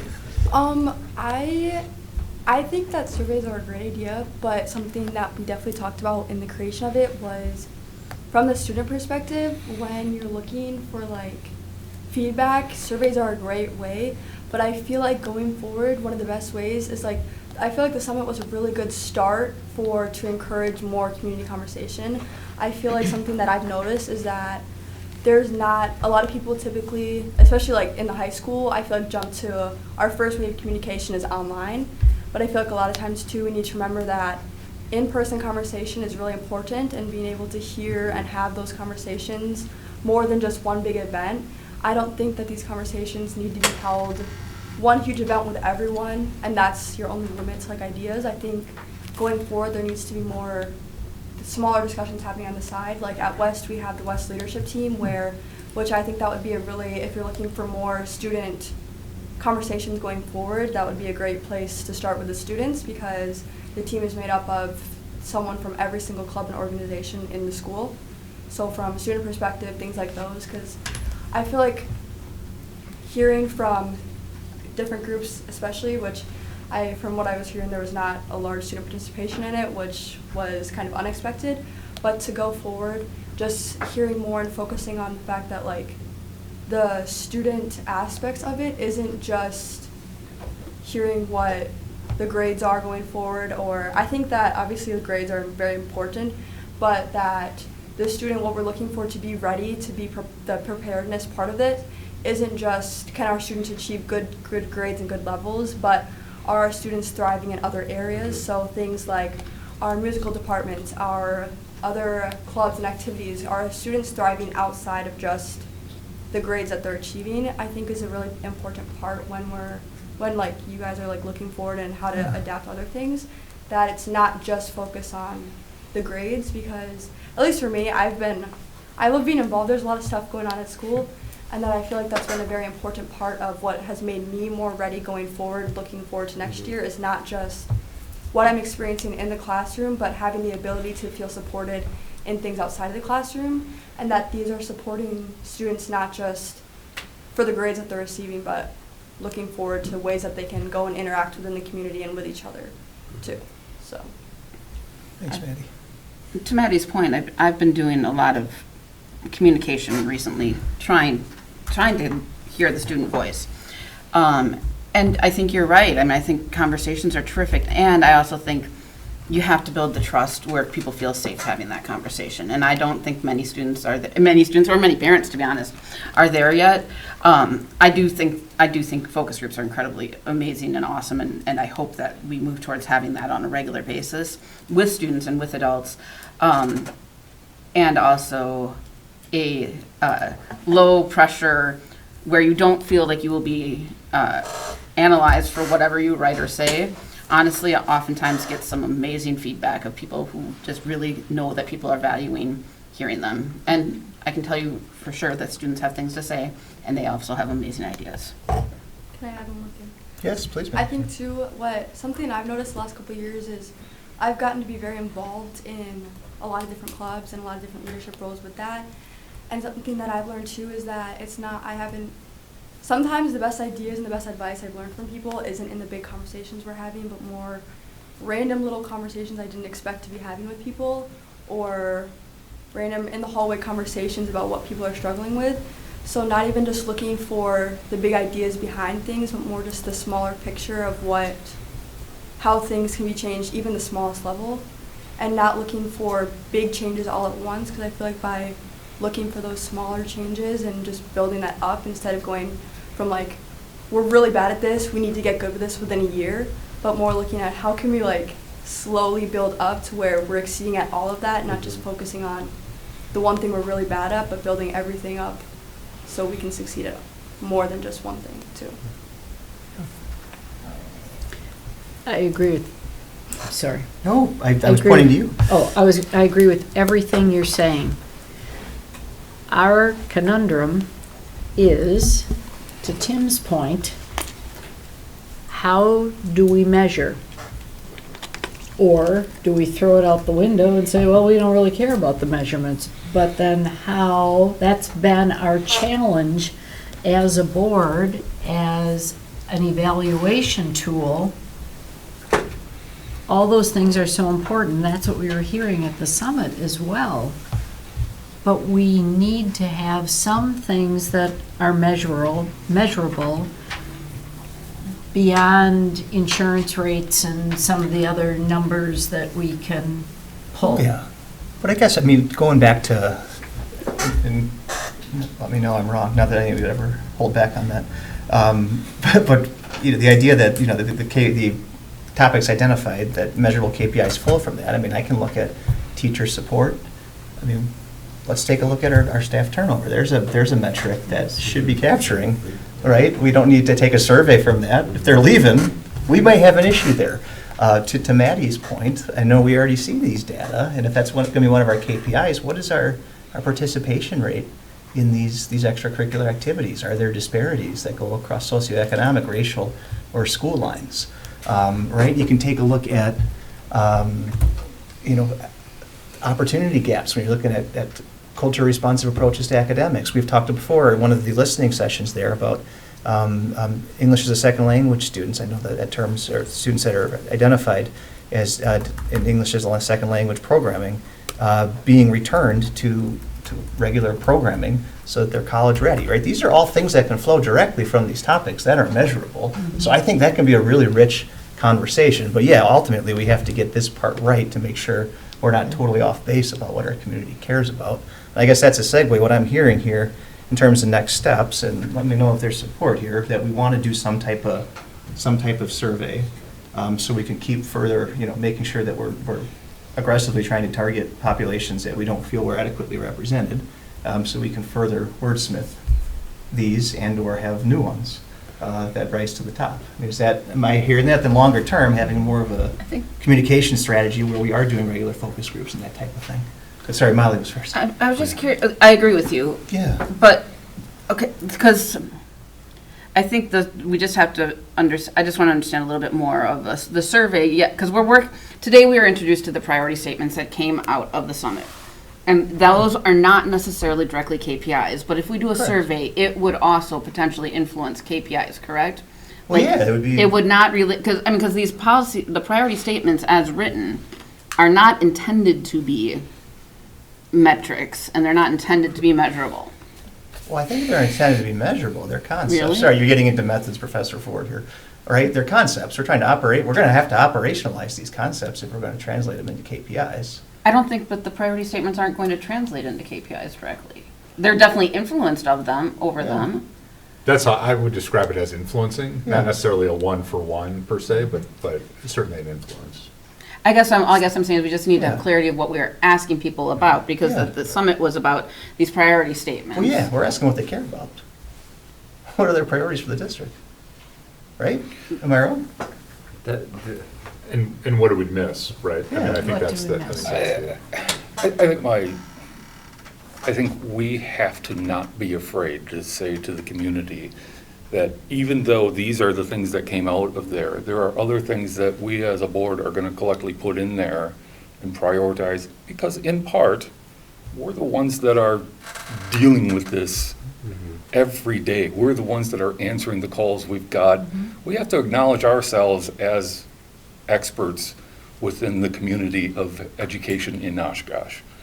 And so this is a start. I would be a little opposed to just taking those things, three down there. We've got them now in the framework, the priority statements, and limiting ourselves to just that. Agreed. You know, in my mind, my ideal approach to this would be, do we know anybody at the university who's a really good qualitative focus group type person to Believe take? we do. She was on the planning, or whatever, the design team. To then go and find people that can speak to these issues and research those more to try to flush out some of this stuff a little better, that then maybe those things, and that's where I think that the survey thing is a two-step process, because I think what I'm talking about, getting a qualitative person to go in and address these, only addresses getting more context to what these are supposed to mean. But then I do believe there are other groups that didn't convey their concerns well that we haven't addressed. So just doing a focus group on these priority statements are not enough.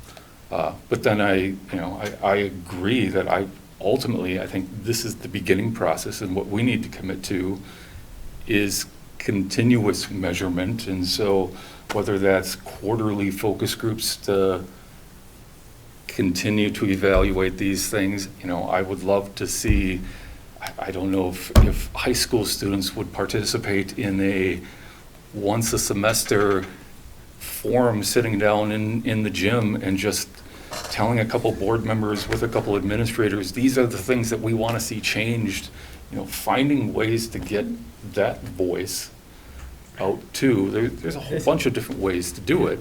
I would completely agree. The summit, I understand it brought apart some good ideas, but me being a dad that's busy constantly, that was hard for me to make work.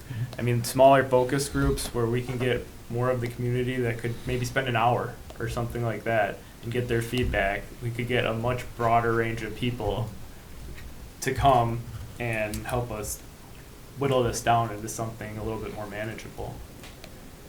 I think really it's key to continue to provide opportunities for the community to provide feedback and interact with us. One of the things that stood out for me in the exercise on what were we glad about, what were we mad about, and what we were sad about, looked at trust. So to gather all these people together, gather all these Post-it notes and dots and everything, and then have a small group that doesn't include elements of that, with all due respect to administration, we have to open it up to more than the administration sitting down and putting this together. I agree. And so whether that's surveys, whether that's focus groups or some combination thereof, and that needs to be ongoing. It can't just be, now we're going to set these priority statements. We've talked about also making sure that the bottom part of the page, the key performance indicators, that those are what we call SMART goals. They're specific, they're measurable, and it's more than a checklist that we did this, we did this. We need to be able to measure those things. we talk about for example, the state report cards. We know it's a lagging indicator, but it's something that the public often looks at when they're deciding on where to buy a house or what school district they want to live in. I spent roughly 6 hours yesterday at the Department of Public Instruction in Madison working with 2 school districts who had a dispute, and it had to do with land, but they spent a lot of time during those 6 hours talking about what was important in their districts, what they were good at, and what they were proud of. And it was very informative to listen to those things. Some of them were measurable, some were not measurable. But it was very insightful to hear what they had to say about the culture and climate of their communities and how important the schools were to the overall view that people have of their community. And that's where I think we need to get. We need to be sharing these successes. We also need to be identifying the areas that we need to work on and be open about it. No, agreed. So again, I'm hearing long-term, and I'm trying to be realistic here about what we have the capacity to do in the near term versus what's going to be a long-term effort. I mean, if you are hearing the same thing I am, Ryan, is we want to collect more data so that we can get more information. If there's a possibility to have someone, I don't know if it's a qualitative researcher, take a look at the documents we do have, see if they make a different conclusion. I don't know how logistically difficult that is, but then certainly long-term, get into some sort of cadence of focus groups or something that goes beyond. I mean, we've had discussions about this before, about our listening sessions, where it tends to be, the same 4 or 5 people that come and feel like they're not getting any traction. And obviously that's not what we mean when we talk about collecting community feedback. But I think that's a longer term thing. I don't think we can wait to have, years of that before we actually start tracking some things, right? Correct, yeah. And I think that's knowing that school starts September 1st. And our teams, are beginning their planning now, and we'll be refining that, and school teams as they would move forward. That's where, and probably more importantly in the KPI lane, as we're looking at what our measurables and lining up those, that's probably as important from a building planning standpoint. So, I guess just to get some direction on what a reasonable first step is for us to be able to, get some more information, have some refined, and maybe refine what that process is, because certainly my synthesis, the objective of this was just to have a spot for this to land, to have this discussion. And so just understanding the expectations of, like, how do we as a board leadership team for the district, how do you want the process to be to define what those priority statements are based on the feedback that we get, and then to be able to put some timeline to that. Also, like, that would be important. Important as we're moving forward. Well, go ahead. I was going to say, I think it's important that we set the KPIs, but I sure would be interested to know what the staff thinks some valuable KPIs would be. You hear all the time, we're the people on the front line, and we don't get asked. I don't know how we sit here and say, well, they should be doing this, this, this, and this, and we're going to measure it. I think that'd be really interesting to hear from staff as a collective group what some of the KPIs, what is measurable that they're comfortable with, that they're doing day in and day out. Tim? I think ultimately what we are talking about is how do we collect feedback across the entire district. So it's and whether it's staff, whether it's the community, whether it's the students, it's everybody. And I think we've got the technology to be able to gather that information really quickly, and so I would love to see many of the questions that we have, a quick turnaround on, hey, how tough is it to write a 3-question survey and get it out to staff and say, what do you think KPI should be? I think that should be quick and easy.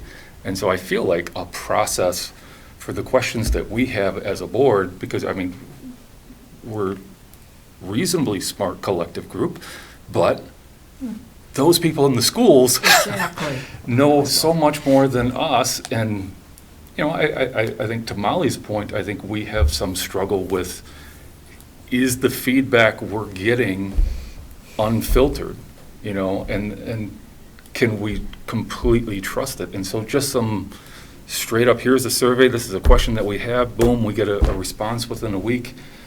I think that is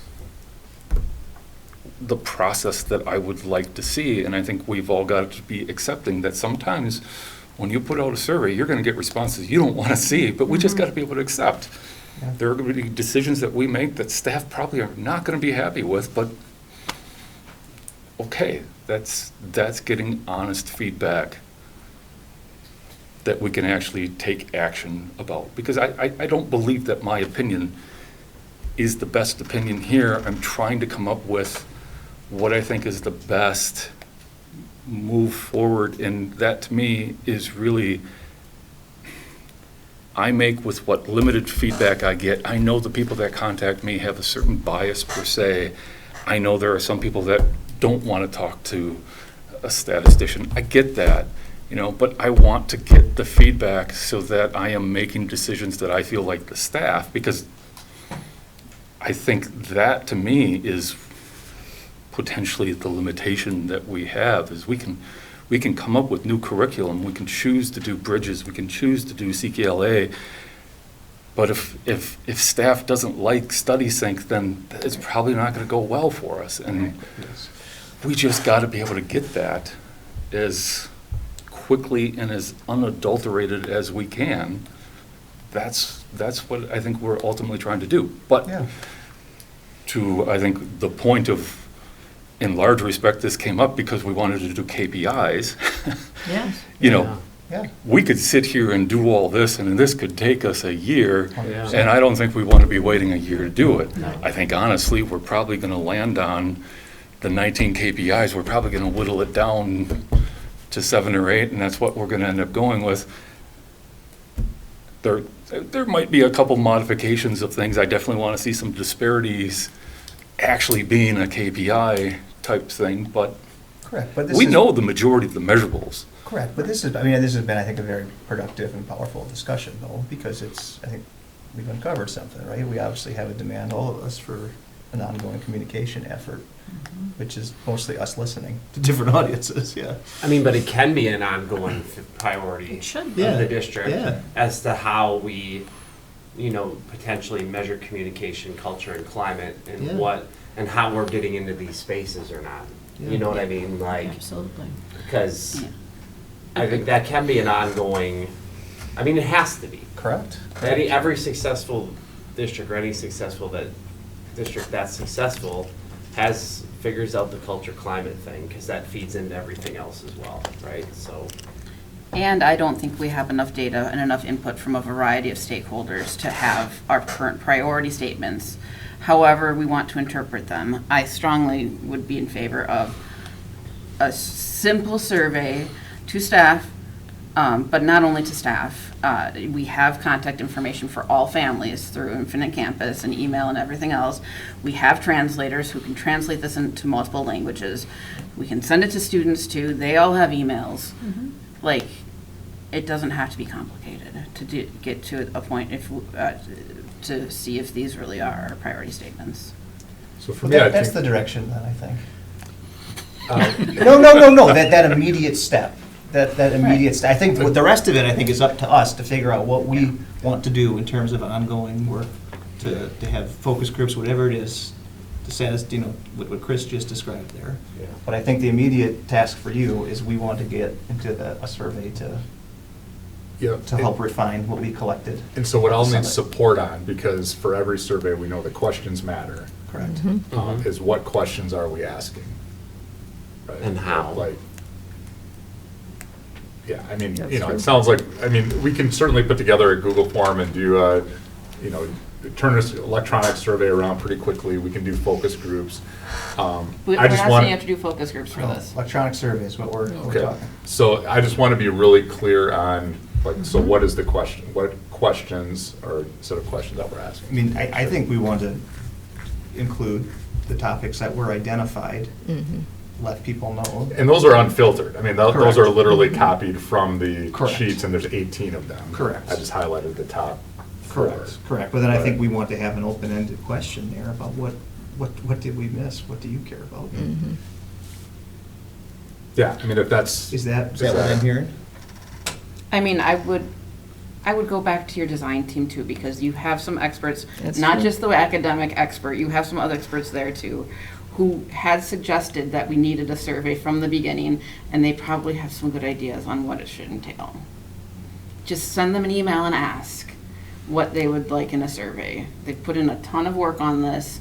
They are engaged and might have ideas, and I think they could help guide with wording.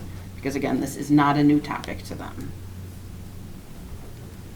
So if I get 3 ideas back of how to do surveys, I guess I just need some guidance on how I'm winnowing that down to make sure that we're getting at.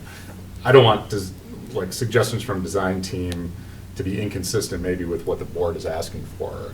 Just want to make sure that we're walking together on that. So that's me I bringing mean, that. aren't we, what we're trying to figure out, right, or what we need to decide as a board is what we're gonna make our KPIs. You know, so. Right now it's priority statements. Or priority statements, yeah. But so the most of, what we wanna know what's most important to families, right? Like, in the district. Correct. I don't want people to feel like they're being You don't? pushed in any direction. I think we give them the topics. This is what was identified at the summit. We have an open-ended question for them. What topics do you feel are important? Or maybe a ranking and then an open-ended question. So you wouldn't even have to, you could take off the number of votes, and it'd be interesting to see if, in the survey, if it came back like that. What do you think, Tim? I think the open-ended thing is the,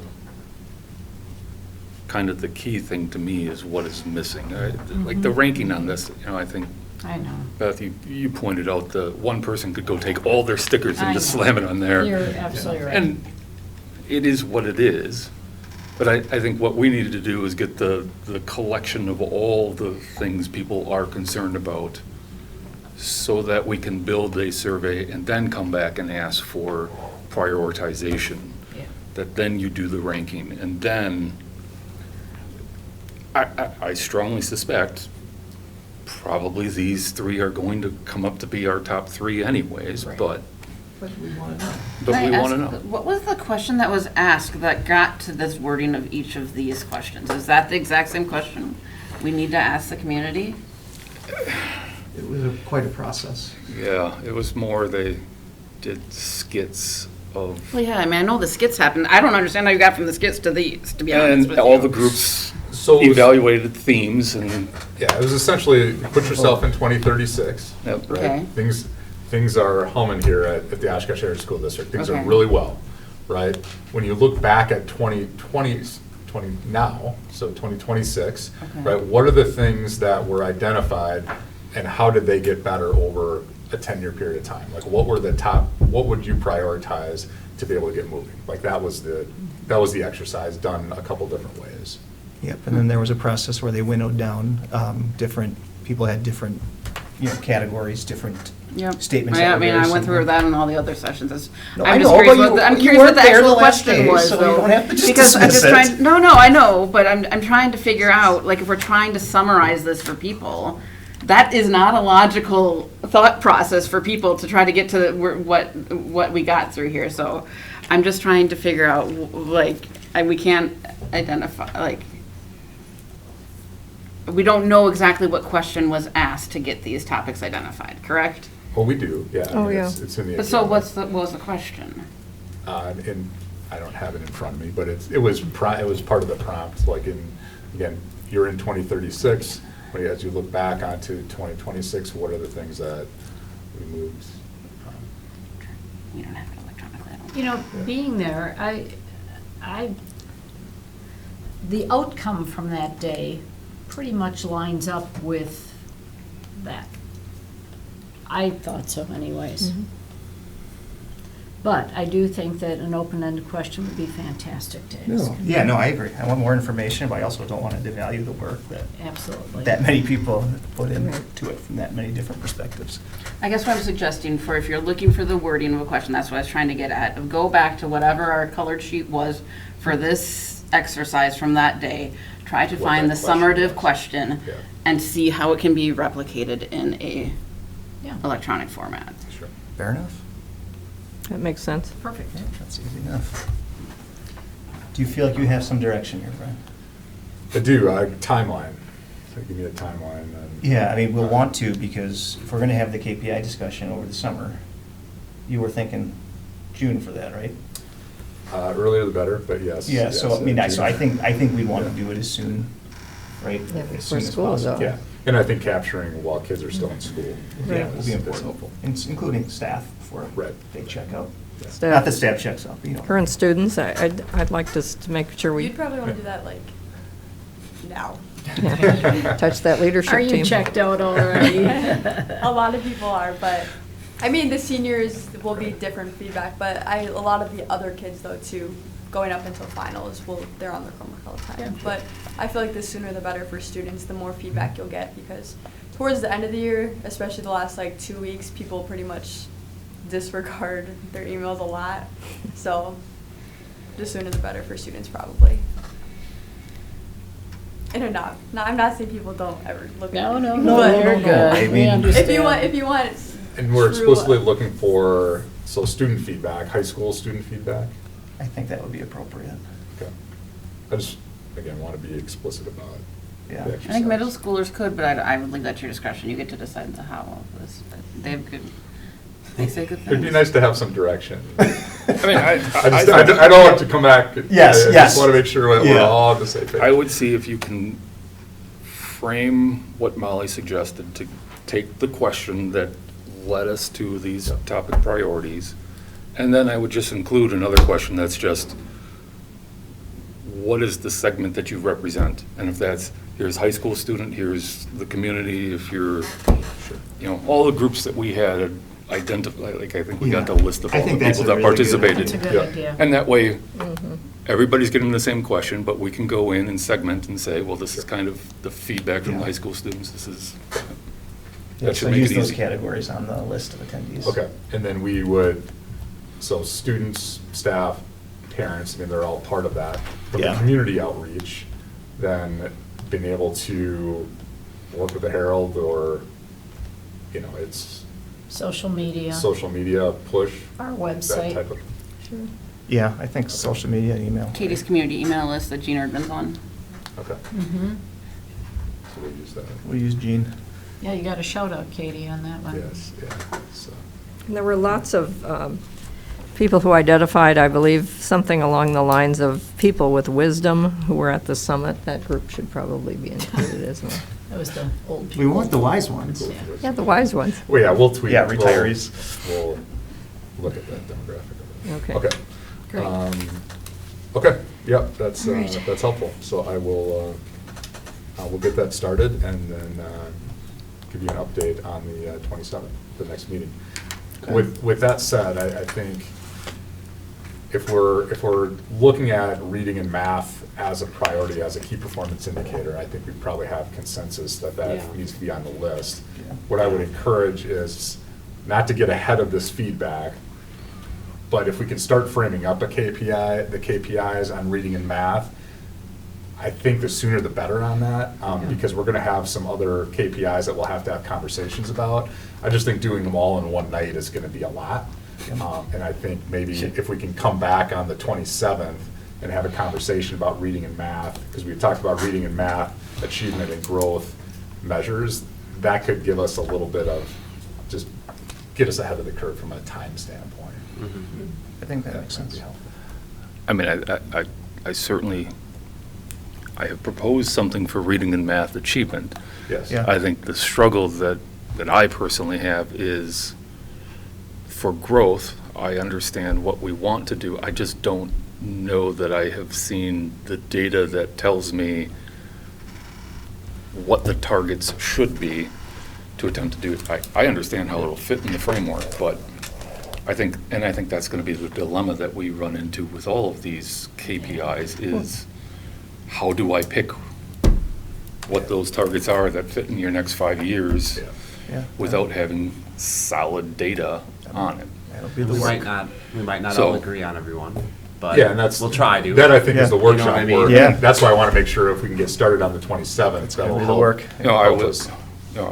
I will commit to reaching out to Dr. Coleman and seeing if, between him and I and Taylor, and if Dr. Ford and Dr. Davis, if we all want to have a conversation about that. What data do we have available internally to help us think about, because I'm assuming we're talking iReady growth in reading and math. That would be That'd be one option, yeah, to look at. But that's the one where we've got solid internal data to say something about.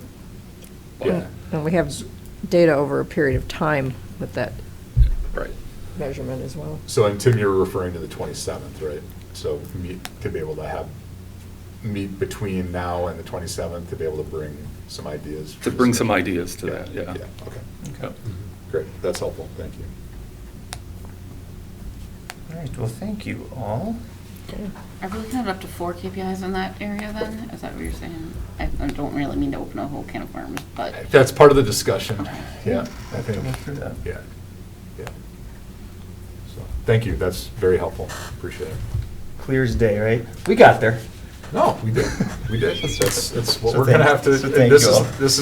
is the work, right? And No, to be no. able to do that in the workshop is important, so thank you. Agreed. Well, the second workshop, and I don't want to take up too much of everyone's time on this one, because this is one where obviously the specifics will have to go to the Policy and Governance Committee to actually figure this out, because all these things would involve policy and governance changes. But I know that we have in the past talked about changing our committee structure, and I know that's something I've brought up. So really just want to see where all of you are at. Really, the two big things are about changing the number, the names of the committees, I guess the charges of the committees, and then the second thing about adding citizen representatives. So I guess I'll start with the first one, and I think this tracks with what we have discussed before, but the idea being to, one, create a dedicated budget and finance committee, so separate that function from the facilities committee. The idea being that would have the charge to really focus on forecasting, monitoring key financial indicators, ones that go deeper than our large. Do that all written down. I don't just- have to rewrite it down. I just have my own notes, but I'm Okay, happy to share sure. those, yeah. Okay. My drafting notes, if you can make sense of them. Most people Mhm. can't, but I'll try to make it You're make right. it pretty for you. But yeah, monitoring key indicators, really working to help improve the way we present our budget, being charged with the long-range financial planning in accordance or in collaboration with staff.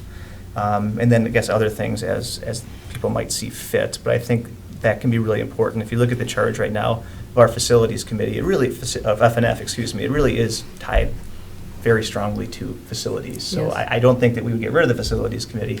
We would just separate those two out. So that would be the first idea. The second one would be to create a dedicated personnel committee. Again, something that other people have mentioned over and over again here.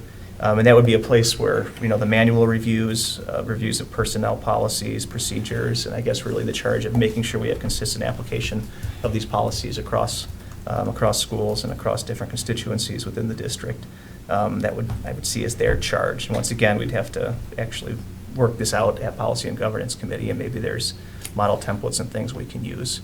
And then the third one that has come up is the idea of eliminating the legislative committee, because if you look at their charge, reviewing legislative information, developing legislative positions, and responding to legislative initiatives, that seems like something we could just do at the board level when stuff comes up. And we have a lot of committees compared to a lot of other districts, so I want to be mindful of that as well. So I guess I'll leave it at that first, see where people are at. Only comment with eliminating the legislative committee was also a thought that you could have different liaisons, whether it's I can't remember the role that you're in, Barb, that we thought you would be a good one, but then also the person who's going to be like for the WASB convention delegate and things like that. I think we had talked about at least 1 or 2 ways of making sure that there are people who are still more actively involved with that. Okay. I don't have a problem eliminating the legislative committee if we truly commit to doing the work of that committee, because we really haven't been very active in terms of writing to our lawmakers. We potentially will have an opportunity within the next month to thank them for putting additional funding into special education, if what we're seeing and hearing in the media is accurate. But we need to do that, just as we need to commit to celebrating, and it's already in the second one there, that we make sure that we're being culturally responsive, and we don't, because we had a key performance indicator that dealt with diversity, equity, and inclusion, but we weren't doing much with it until we finally had hired someone whose job was primarily in that area. So if we commit to it, I can agree with that, but if we're going to let it go the way of how the DEI went, then I'm not in favor of eliminating it. Yeah, well, I obviously think it's important, but I'm the one proposing it, so maybe Okay, somebody so else should weigh in. are you also including the Policy and Governance Committee in this list of committees? Well, yeah, nothing else. I'm not proposing changing anything else. Oh, okay, so we would keep Policy and Governance. Correct. We need them to actually. And Education. Create these, yeah. Okay. Go ahead. Personnel committee take over administrative compensation then? I mean, do we need a separate one for that? I don't know. What do people think? No? Probably not. I would, That's if what you I want would to keep think. the same number of committees, I think you need to combine them into one. Yeah. Is that what people think is a good idea? Yeah. I like that idea then. Okay, and you also said keep a facilities committee? Correct. That means we're adding a committee, just to be clear to everybody, right? Okay. And, okay, is that what people want? And again, my thought on that one was just after conversations with the superintendent and just thinking about the number of projects we have going on and the cost of our projects. Would we be doing a disservice not having a committee dedicated to that? Now, at the same time, I think one of the advantages of having more focused committees and maybe even more committees is that we can take some of these things off of the main agenda where we're primarily just listening to reports in some of these areas. What about, if we keep it, what if it's more of a long-term planning, which would include facilities committee? Because I'm also just thinking about how there was I don't think it exists right now, but there was a community, is and should be a community group about the facilities planning, the long-term. Like the Facility Advisory Committee? Yeah, but it wasn't called that, but I just know that there are people who've been on it for a very long time. It was the FAC. FAC. It was the Yeah. Facilities Was it called the Advisory facility? I thought it was Committee. called okay, anyways. I'm just trying to think of when we're working on rewriting these, what would be included. Yeah. I'm reading their charge right now, and For I facilities. mean, it says on there, they're supposed to be assessing and reviewing the long-range capital improvement plan on a quarterly basis. Is that in facilities and finance? you're Yeah, looking so it's kind of built in. There are some things that we've not been Yeah. doing, Yeah. quite honestly, that we need to. We eliminated, I can't remember the name of the committee, it was led by a community member, and then it was subsumed under facilities, but we really haven't done much with it. But it had to do with sustainability and Oh, so that's- recycling and those kinds of things. Okay.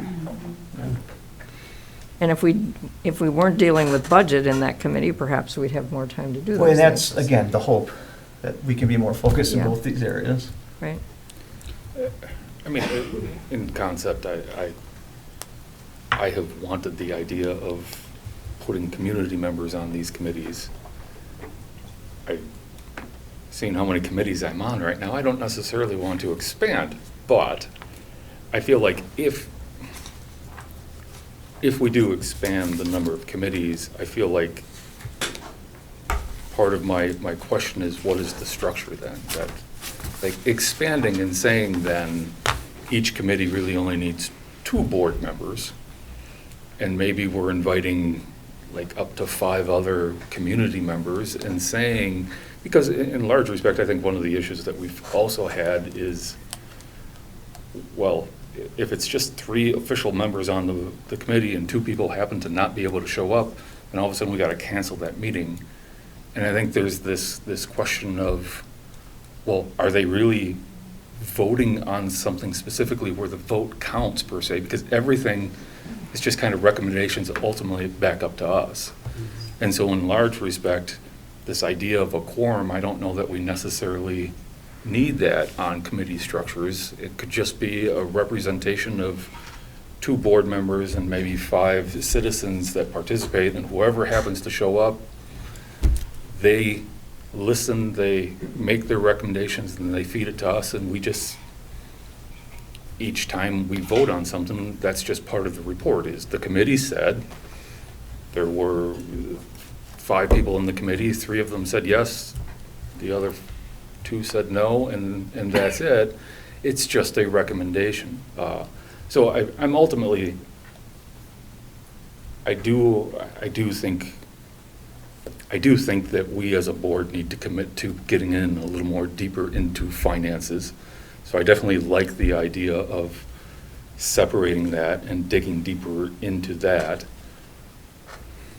But you know, I think we're also asking a lot of us as board members for all of these committees. We're taking a lot of time, so I kind of feel like questioning, do we need to have 3 people on it? I mean, if you all want to do more committees, I'm not telling you not to show up and participate in them, but I also kind of feel like what I would like at that point is at least to have one person from the board there to be able to come back and report to us so that we can understand the conversation when the question comes to us.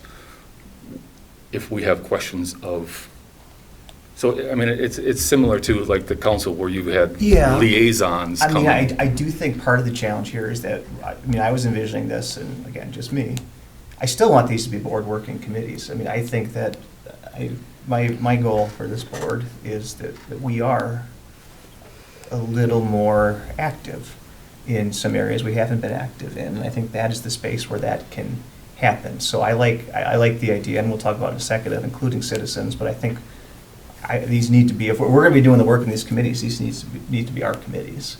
And I know I understand that it's a challenge, you know, time-wise, adding another one, but we also have a culture here that's, in my opinion, I find a little strange, where we all kind of show up to all the committees, which is a little weird as well. But I'm hoping we can get to a point where maybe we trust one another enough that we don't think we have to be in the room in all those different committee meetings if we don't want to. Maybe I'm misreading the motivation for why people do that. Yeah. I'm interested in the personnel committee. Yeah. I'd be interested in knowing what their charge is, and Yeah. what I'm thinking now, wondering if it's a quarterly committee, because we're not going to I be mean- reviewing personnel decisions. It's more of a manuals, compensation that Yeah. probably isn't going to be a monthly topic. Yeah, and that's a good question too. Maybe these don't all have to meet as often. That can help lighten the load. I'm for finance committee and for citizen involvement Yeah. to some degree, and I am in favor of committee consolidation where feasible, but with us ensuring that we're not losing any of the work that we should be doing within that consolidation. Yeah. Okay. That's my thought. Okay. Period, I guess. I have many please. questions about what we're talking about, in that I spent some time today talking with one of the lead attorneys with the Wisconsin Association of School Board, and asked if he knew in his career, 20-plus years as an attorney, of any school district that has had citizens on standing committees, and the answer was no. Oh, Stevens Point. Okay. That's the one that I was looking at. Okay. Yeah. He noted that he's been aware of committees that deal with referendum questions, facilities, wellness, anti-bullying, human growth and development, school safety, and so on. But they tend to be more, those have tended to be more advisory.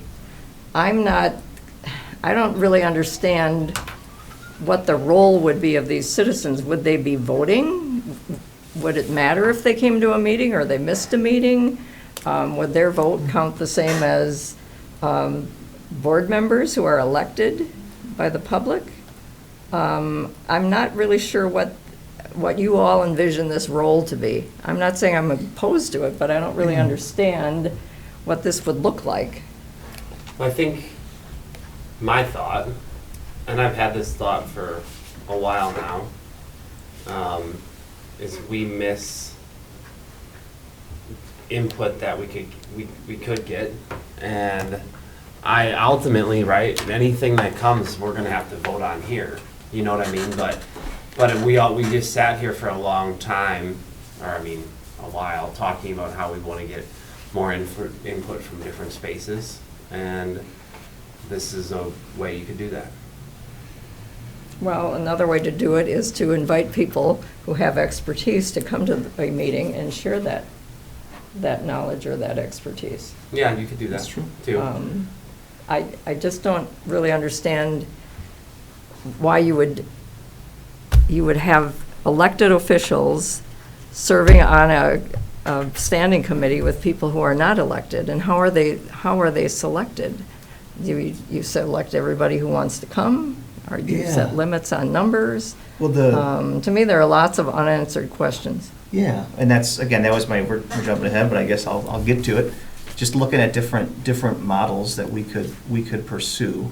I will say the Stevens Point model is, I think, prohibitively, in my opinion, prohibitively complex, where they have the committees, that this people sitting on the committee receive applications, and they vote on the top 4, and they invite all 4 in for interviews, and they select the top 2 via a vote, which seems like a logistical nightmare. You know, the simplest way to do it would be like the way the city of Oshkosh does it, where you have people that have to meet certain criteria, live in the district, be 18, have to disclose any conflicts of interests, disclose why they want to serve, and then it would be up to either the board president or, could be another committee, but write a group of the board, if it's an executive committee or something, that brings forward 2 recommendations per committee for folks who could serve, and the board has to vote whether they agree or disagree to seat those people.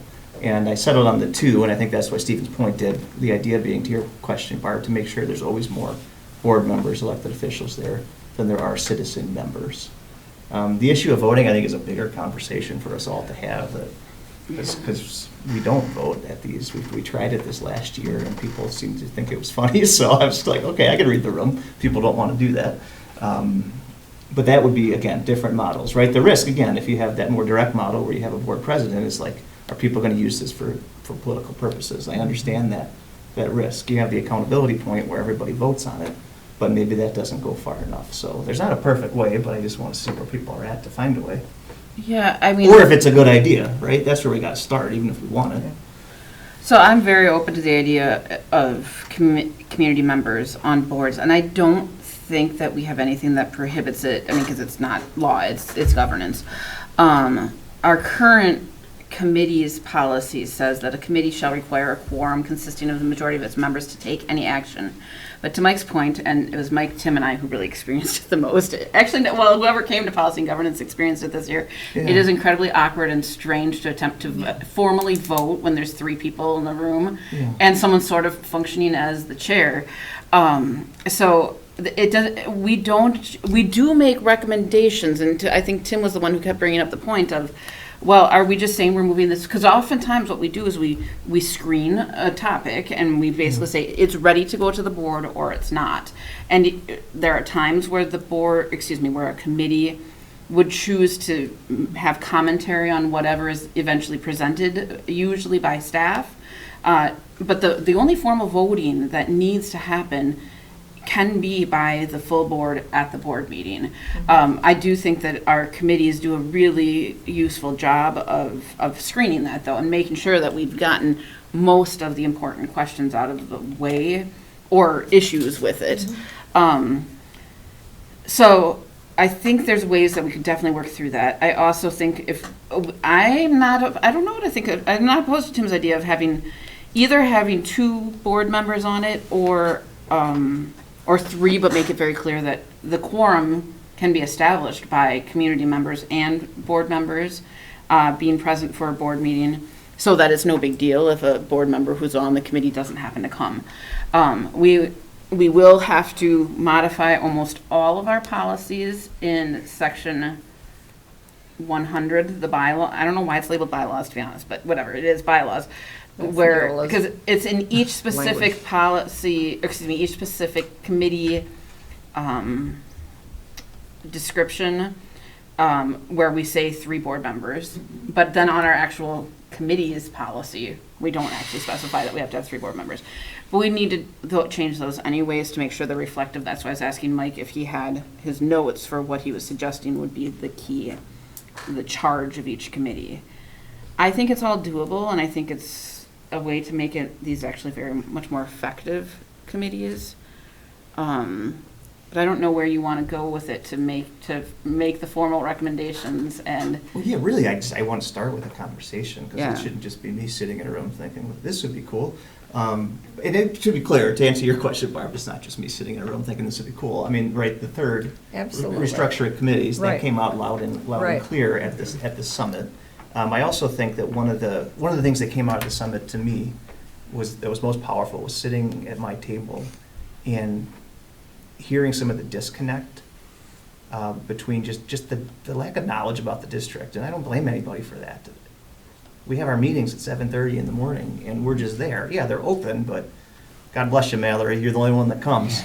And unless you're communicating with everybody in the Oshkosh Area School District, I understand why people are saying, like, feel like we don't hear what's going on. Because we had people, one of our top priorities at my table at the beginning was, we need to have free lunch and free breakfast in the schools. Because that kid's a barrier to learning. And I'm like, well, no, we have that. Like, I almost wanted to be quiet and be like, yeah, let's get that done so I could be a hero. Out of selfish reasons. But I just think if we could get that right mix of people, maybe we have some of those community torchbearers that are in the room and demystify some of this stuff. So I think it's an educational opportunity as well. That could be, and it could be a way of bringing in the superintendent's advisory group. Yeah. I should say, too, that, an alternative method that some districts use is just have a straight-up citizens advisory committee. I'll be honest, I'm not crazy about that because I could see that turning into 7 community members that feel like they're not getting listened to, that are not actually having a voice at the table, but instead have their own table. And I don't want people to feel relegated. I think we heard loud and clear people want to be part of the discussion. The only thing I want to add from what came from the summit is, it sounds to me that, yes, people think that we need to reform and have the board more engaged directly with citizens. And also that was not meant to be the only way of, we don't have great engagement of our families at any level in our district, from board committees all the way to PTOs to involvement at the school level and making sure students and families are engaged. So I think this is a good first step for that, and I think a valuable way of doing it. But again, I don't think that was meant to only be about restructuring board committees, because honestly, I don't think most of the community cares about our board committees. Well, I'm not going to throw all of our school leaders under the bus that do a hell of a job working with their families, just to be clear, but restructuring committees did, committees did come up. It was not the same wording I even saw from something else. It was more than just that. It was not only about our committees. It was about engaging families throughout the spectrum of ensuring that they had a way to be involved in decision making, not just at the board level. Again, I need more information on this. I'd like to see in writing, for example, what exactly the Stevens Point model is. I'd like to see what the Oshkosh Common Council model is, and if there's some other ones out there. If there's one district out of 421 that's using this, that's fine. That doesn't mean we can't go down that path. But what about the thousands of others who won't be on these committees? how much more engaged will they be? I need to see some definite things in writing, and I'm not so sure that I'm willing to support at this point saying that, well, we could have a combination of community members who are not elected with board members who are, and somehow that will determine a quorum. I'm not sure that I'm willing to go there at this point. No, that's fair. I need more, I mean, the next I need more I mean, I think information before I would support The step tonight that. would be, do we want policy and governance to get into those details in concept or not?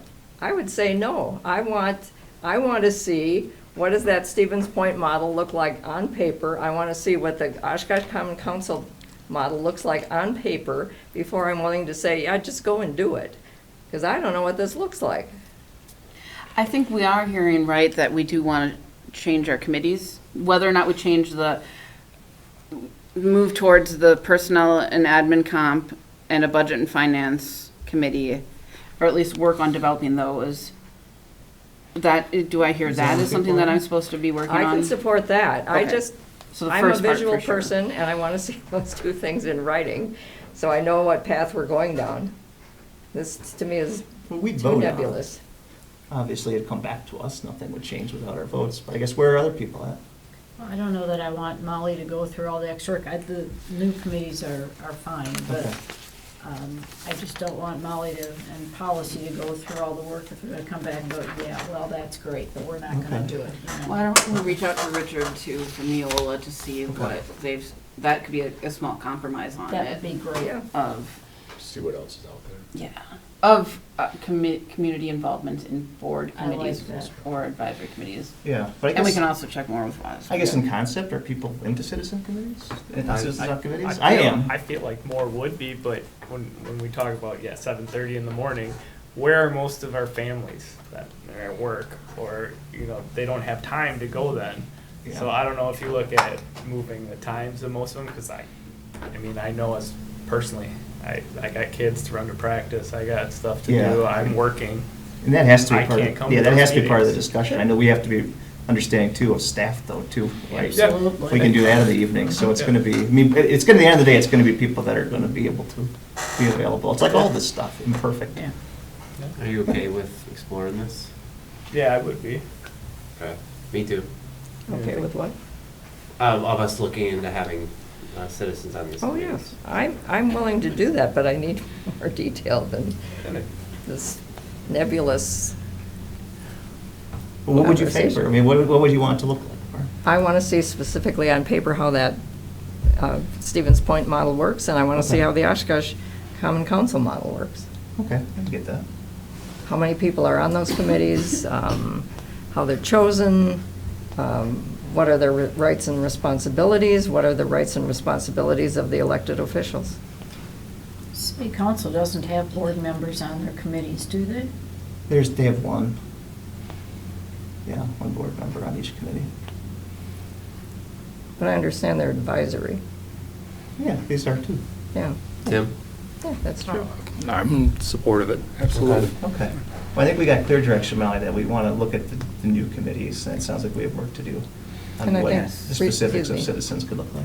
I think reaching out to Neola and seeing what sample policies they might have on this sort of thing with citizens being on standing committees of boards would be a good idea. Anything else? No, I'm just trying to find for everybody, I don't have it right on the top of my head. Our next policy and governance meeting is in a couple of weeks. Next Thursday. Yes. Oh, it's next, oh, that's okay, so it's March, okay, we won't be ready by next week for that. Okay. Come on, That's okay. I don't know what the rest of the agenda is, but I don't think we'll be ready for this. No, fair But enough. for June, we would be. This for is sure. a big one been dumped on you, right? No, this is easy, I can write these Okay. policies. And we have to get Neola to look at them too. Yeah, and we have to agree. I think we'll go off of your Well, take a look. general bullet points first, and then, Yes, and change by all means. All right, anything else on that? and Mike and I will do basic level of research onto committee. Yes. Oh, yeah, I've Don't been, do any more than basic Okay. and then get the buy-in from all of us. Okay, Yeah. sounds good to me. yeah, don't want to go too far down it, people don't want it. All right, well, thank you. The next is the consent resolution agenda. For the consent agenda, the board has been furnished with the background material on each item or has discussed it at a previous meeting. These will be acted upon with one vote without discussion, and if a board member would like to discuss any item, it will be pulled out of the consent agenda and voted on separately. No board vote is needed at this point to move resolutions from the consent agenda to individually considered. Anybody want to pull anything? Not me. Let's get out of here. Yep, so moved. All right, we have a motion from Chris Wright. Second? Second from Tim Hess. That's what I was saying. All right. Hi. Hess. Aye. Smithley. Aye. Wolf. Aye. Wright. Aye. Wyman. Aye. Ward. Aye. Consent resolution carries. Sweet. All right, we have no individually considered resolutions. Is there a request for future agenda items for committee review? I'm just curious because I'm looking at the upcoming long-range future agenda items. It lists that we were supposed to already have done the beginning of board self-evaluation and then also superintendent mid-year check-in should be started, that to be happening in June. I would just be curious when we're going to be doing that. Yeah, I want to do that in June. I got to reach out to all of you to schedule a workshop for that. Are we going to be, because the self-evaluation, are we doing the self-evaluation process that was supposed to be apparently from April 15th to May 1st? It sounds like it didn't happen. Yeah. I was just curious if that, will that be the same process? I don't think so. Okay. But Sounds good. announcements. All right. Adjournment? So move. Yes. All right. Is that Wyman and Wright? Yes. Correct. Okay, Hess. Aye. Smithley. Aye. Wolf. Aye. Wright. Aye. Wyman. Aye. Ward. Aye. Rizzo. Aye. Meeting adjourned. Thank you, everyone. Thank you all.